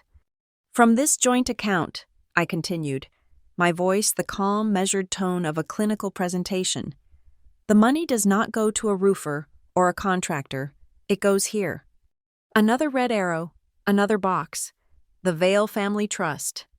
Nora, I am warning you, Corinne started, her voice rising. A trust that, as we know, is a DBA, a fictitious name, an empty mask. I clicked again. And from this trust, the money moves here. Another arrow, a new box. Harbor Finch LLC, managing member, Corinne Vale. Corinne shot to her feet. This is slander. You are lying. Am I? I said. Because Harbor Finch then takes that money, Dad's money, and it moves it here. An arrow pointed to a box labeled Tessa's lease payments. And here, an arrow pointed to a box labeled Corinne Vale, personal credit and cash accounts. I turned to Corinne. The projector light illuminated the side of her face. She was pale, her eyes wide with a new, unfamiliar terror. You are a thief, I said, my voice quiet. You stole my father's money. You created a fake company to launder it. You created a phantom patron to indebt my sister, trapping her in a lease you controlled. You bled him dry, and then you came for me. This is insane, Corinne shrieked, her voice cracking. It's lies. Rick, tell her. Tell her these are lies. Tell her I saved you. Tessa, tell her. She looked at Tessa, her eyes blazing, a command. And Tessa, in her beige dress, slowly, deliberately, stood up. Her entire body was shaking. She was crying, but she was standing. It's true, Tessa whispered, her voice watery but clear. Corinne recoiled as if she had been slapped. What did you say? It's true, Tessa said, louder. She promised me. She told me not to worry. She said she would cover all the losses. She said it was the family fund. She She sent me emails. Tessa reached into her purse. She pulled out the external hard drive. She slid it across the polished table. It spun, coming to a stop directly in front of Corinne's wine glass. It's all in there, Tessa wept. Every email, every promise, every contract. I'm sorry. Dad, I'm so sorry. Corinne looked at the hard drive, then at Tessa, her face a mask of utter betrayal. I turned to my father. He, too, was standing, his face ashen, his hands shaking so hard he gripped the back of his chair to steady himself. Dad, I said, and I clicked to the final slide. It was the $25,000 invoice from Harbor Finch, side by side with his real signature. Did you authorize this payment? Did you sign this contract? My father looked at the wall, at the two signatures. He looked at Corinne, who was staring at him, her eyes pleading, then warning, then raging. No, he said, his voice shaking but absolute. I never saw it. I never signed that paper. I never, ever heard of Harbor Finch. Corinne let out a sound, a half scream, half sob. You're liars, she screamed. All of you. You've conspired against me, after everything I did for this family. I reached into my briefcase one last time. I pulled out a single, white envelope. I walked to her end of the table and placed it, gently, in front of her. Then you'll need this, I said. She stared at it. That, I said, is a copy of the official fraud notification from the bank. It details the freezing of your Vail Trust account. It details the freezing of your Harbor Finch account. It also contains the LLC registration document, listing you as the sole manager, and for your records, it contains the copy of the forged consulting contract. This is not slander. Corinne, this is the truth. She stared at the envelope, her chest heaving. She did not touch it. She looked up at me, her face dissolving from rage into something broken and cornered. And then, the mask of the victim snapped back into place. You did this, she hissed, her voice low and venomous. You, with your white dress, you came in here, to my home, on a night of healing, and you did this. You wore white, just to make this house dirty. She had nothing left but to attack. She was trying to frame me, one last time, as the contaminant. I stood tall. I looked at the flowchart on the wall, the map of her crimes, bright and undeniable. I looked at the hard drive on the table. I looked at my father, finally standing in his own truth. No, Corinne, I said. I looked her directly in the eyes. I didn't wear white to make this house dirty. I wore white to show this house, once and for all, exactly where the dirt was. The silence in the room after my words was absolute. It was heavier than glass. Corinne stood at the head of the table, her face illuminated by the flowchart of her own crimes still glowing on the wall. Her chest heaved, her mouth opening and closing as she tried to form a response, a denial, another attack, but the words were gone. The only sound was the faint hum of the projector. Then, a new sound cut through the tension. It was not a sound from inside the house. It was a sharp, formal knock on the front door. Knock, knock, knock. It was not a social call. It was the sound of an appointment being kept. My father startled, looking at the door with a fresh wave of panic. Tessa flinched, pulling her beige sweater tighter around herself. Corinne, however, did not move. Her eyes darted toward the door, her fury momentarily eclipsed by a flicker of confusion. "Who is that?" she hissed. "I did not invite anyone else." "I did," I said. I turned from the dining room, my heels clicking on the polished hardwood floor of the foyer. I walked to the front door and opened it. The cold night air rushed in, carrying with it two men. The first was Avery Klein, my lawyer, his face impassive, his eyes sharp. The second man was taller, broad-shouldered, wearing a plain dark suit and carrying a heavy-looking leather satchel. He looked like a man who was paid to be unmovable. "Nora," Avery said. It was a simple acknowledgement. "This is Mr. Harris. He is a licensed process server for the county." "You?" Corinne had followed me from the dining room, her voice a low, venomous hiss. She stood framed in the archway, her white silk suit looking rumpled for the first time. You brought him here? To my home? Avery did not look at me. His gaze was fixed, calibrated, and aimed directly at Corinne. "Corinne Vale?" he asked, his voice sharp and clear, designed to carry. Mr. Harris stepped forward, past me, into the foyer. He was now in her space. "Corinne Vale," he said, not a question, but a statement of fact. "You have been served." He unlatched his satchel. He did not rush. His movements were deliberate, practiced. He pulled out the first document, a thick stack of papers bound with a blue backing. "This is a civil complaint," he announced, his voice flat. "Filed today, November 6th, in the Superior Court of Willow Lake County, case number 22904. The plaintiffs are Rick Whitfield and Tessa Whitfield." Tessa, who had crept into the hallway, let out a small, strangled gasp. "The defendants," Mr. Harris continued, "are Corinne Vale, Harbor Finch, LLC, and the Vale Family Trust. The charges are fraud, breach of fiduciary duty, fraudulent conveyance, unjust enrichment, and intentional infliction of emotional distress." He held the thick stack of papers out to her. Corinne stared at it, her hand frozen at her side. She looked at my father, who was now standing beside Tessa, his face a mask of grief. "Rick," she whispered, her voice breaking, the performance of the matriarch cracking wide open. "Rick, you are doing this? To me? Your wife?" Mr.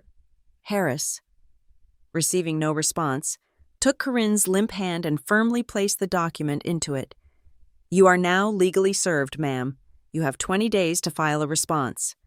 Corinne's fingers closed on the papers. Her eyes dropped to the cover sheet, staring at her own name, printed next to the word defendant. Mr. Harris reached back into his satchel. "This," he said, pulling out a second, thinner envelope, "is a formal notification from United Federated Bank, confirming the permanent administrative freeze placed on account numbers ending in 6117 and 4409. He read the numbers aloud. "The accounts registered to Harbor Finch, LLC, and the DBA Vale Family Trust are locked, effective immediately, pending the outcome of the criminal investigation." The word criminal seemed to finally jolt her. Corinne's hand, the one holding the civil suit, began to tremble. Her face, which had been pale with shock, turned a deep, blotchy red. "No," she whispered.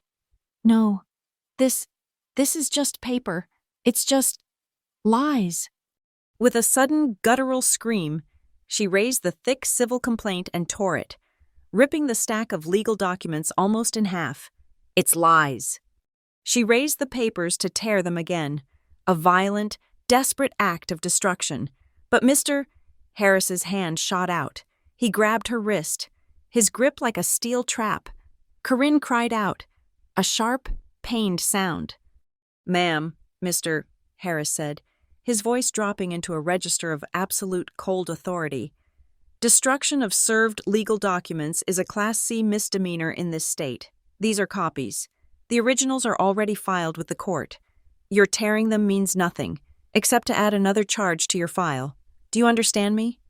He released her wrist. The torn halves of the complaint fluttered to the pristine gray stone floor of the foyer. Corinne cradled her hand, her eyes wide with a new, raw terror. Avery Klein stepped forward, past the process server. He was holding a final, white, legal-sized envelope. He did not hand it to Corinne. He held it up for her to see. "This Ms. Vale," Avery said, his voice cutting through her hyperventilating sobs, "is not the civil suit. This is a courtesy copy. It is the criminal complaint and the complete evidence package, including your recorded confession from Ms. Whitfield's apartment, the forged financial documents, and the full hard drive of evidence provided by Ms. Tessa Whitfield. This package was delivered to the district attorney's white-collar crime division this afternoon." The D.A.? My father whispered. He looked at Avery, his face ashen. I thought criminal?" Miss Whitfield, Avery said, turning to him, your wife did not just manage your money. She engaged in wire fraud by using electronic transfers to her shell company. She engaged in mail fraud by sending fraudulent invoices. She engaged in aggravated identity theft by scanning and using your signature on forged legal documents. Yes, this is, and always was, a criminal matter. Corinne's head snapped up. The terror was replaced by one last, desperate surge of manipulative energy. She looked at my father, her face collapsing into a mask of a terrified, betrayed wife. Rick, she breathed. Rick, honey, tell them it's not true. Tell them it's all a misunderstanding. It was for us, darling. I was protecting our assets. From her. She pointed a shaking finger at me. She confused you. She was always jealous of us. Tell them, Rick, tell them to go away. My father stood in the hallway, looking at this woman. He looked at the torn papers on his floor. He looked at his daughter, Tessa, who was weeping silently. He looked at the flowchart of his stolen life, still glowing on his dining room wall. He took a shaky breath. His voice, when he finally spoke, was not the weak, wavering voice of the man in the coffee shop. It was quiet, but it was solid. It was final. Corinne, he said, I have already signed a full, notarized revocation of every power of attorney I ever gave you. I have already opened new bank accounts. I have already redirected my pension. I have already spoken to the bank. I have already spoken to Miriam Cole. I am the one who authorized this. It is over. The words hit her, and her face crumpled. Her eyes shot to her last possible ally, Tessa. Tessa! She shrieked, the command returning. Tessa, tell them how I helped you. Tell them how I saved your store. Tell them these are lies. You are my witness. Tessa, who had been hiding behind my father, took one small, shaking step forward. Avery turned to her and held out a single, folded document. Ms. Whitfield, Avery said formally, this is your copy of the proffer agreement. As discussed, it outlines your full cooperation as a material witness for the state in the investigation against Corinne and Vale. In exchange for your truthful and complete testimony and the evidence you provided, the district attorney's office has agreed to grant you full immunity from prosecution related to any documents you signed under inducement. Tessa took the paper. She held it to her chest like a shield, and she looked, finally, at Corinne. You used me, Tessa whispered, her voice shaking but hard. You used my son. You lied to me every day. You told me Nora was the enemy. But it was you. It was always you. She held up the paper. I will not lie for you again. The betrayal from both sides, the legal trap closing, the physical presence of the process server, it was the final blow. Corinne's knees buckled. She backed against the foyer wall, sliding down it, her white silk suit bunching around her waist, her hands scrabbling at the wallpaper as if to hold herself up. You, ungrateful, she spat, the words catching in her throat, a desperate, last-ditch attempt to reclaim power. I did everything for you. You needed me. Rick, you were a financial infant. Tessa, you were a failing, hysterical mother. You all needed my money, my structure, my help. The performance died, her voice trailing off into a raw sob. Avery Klein did not give her the dignity of a response. He simply said, his voice like a scalpel, You had no money, Ms. Vale. You had Mr. Whitfield's money, and according to the bank, the accounts you controlled are now frozen. The balance, as of this afternoon, is 0. The finality of that word, 0, sucked the last bit of air from her. She just sat there on the floor, surrounded by the torn pieces of the civil complaint, a queen deposed, her kingdom of paper and lies in ruins. And in that moment, faint, but growing rapidly closer, we all heard it, the sound of a siren, not an ambulance, not a fire truck, the distinct, professional two-tone wail of a police cruiser. Avery checked his watch. "That will be the financial crimes detectives," he said calmly, as if announcing the weather. "Responding to the summons, I imagine, they will likely want to ask you some questions. Ms. Vale, I strongly advise you to go with them quietly." Corinne looked up, her eyes wild, hollow. She looked at my father for help. He looked at her, his face a mask of cold, profound grief, and he slowly, finally, shook his head. She looked at Tessa. Tessa looked at her face wet with tears, and she turned her back. I looked at her, this small, collapsed woman, a pile of expensive white fabric and bile, huddled on the floor of my father's house. I felt nothing, not pity, not anger, not even victory, just closure, the end of a protocol. The data was verified. The contamination was purged. I turned. I picked up my plain white coat from the chair where I had left it. I slipped my simple white linen dress from its hanger and draped it over my arm. I stood straight. "I'm not selling my apartment," I said, my voice quiet, speaking to the room, to my father, to myself. "I'm not paying off any debts. I am returning the truth. My job here is done." My father looked at me, his eyes finally meeting mine. He saw the woman in the white coat, not just his daughter. He nodded. A single, sharp motion. "Go," he whispered. "Be safe." I walked past Avery. I walked past Mr. Harris. I walked past the wreck of Corinne Vale. The blue and red lights of the arriving cruiser began to flash through the windows, sweeping across the dining room, strobing across the flowchart still glowing on the wall. I opened the front door. The cold night air hit my face. As I stepped out onto the porch, the flashing police lights hit my white coat, illuminating it, reflecting a brilliant, sterile light as I turned and walked away. Thank you so much for listening. Where in the world are you listening from? Let me know in the comments below. I would love to connect and hear your thoughts on Corinne's takedown. Please subscribe to Lila Revenge Stories and like this video. And if you want more stories like this to be heard, show your support by hitting that hype button.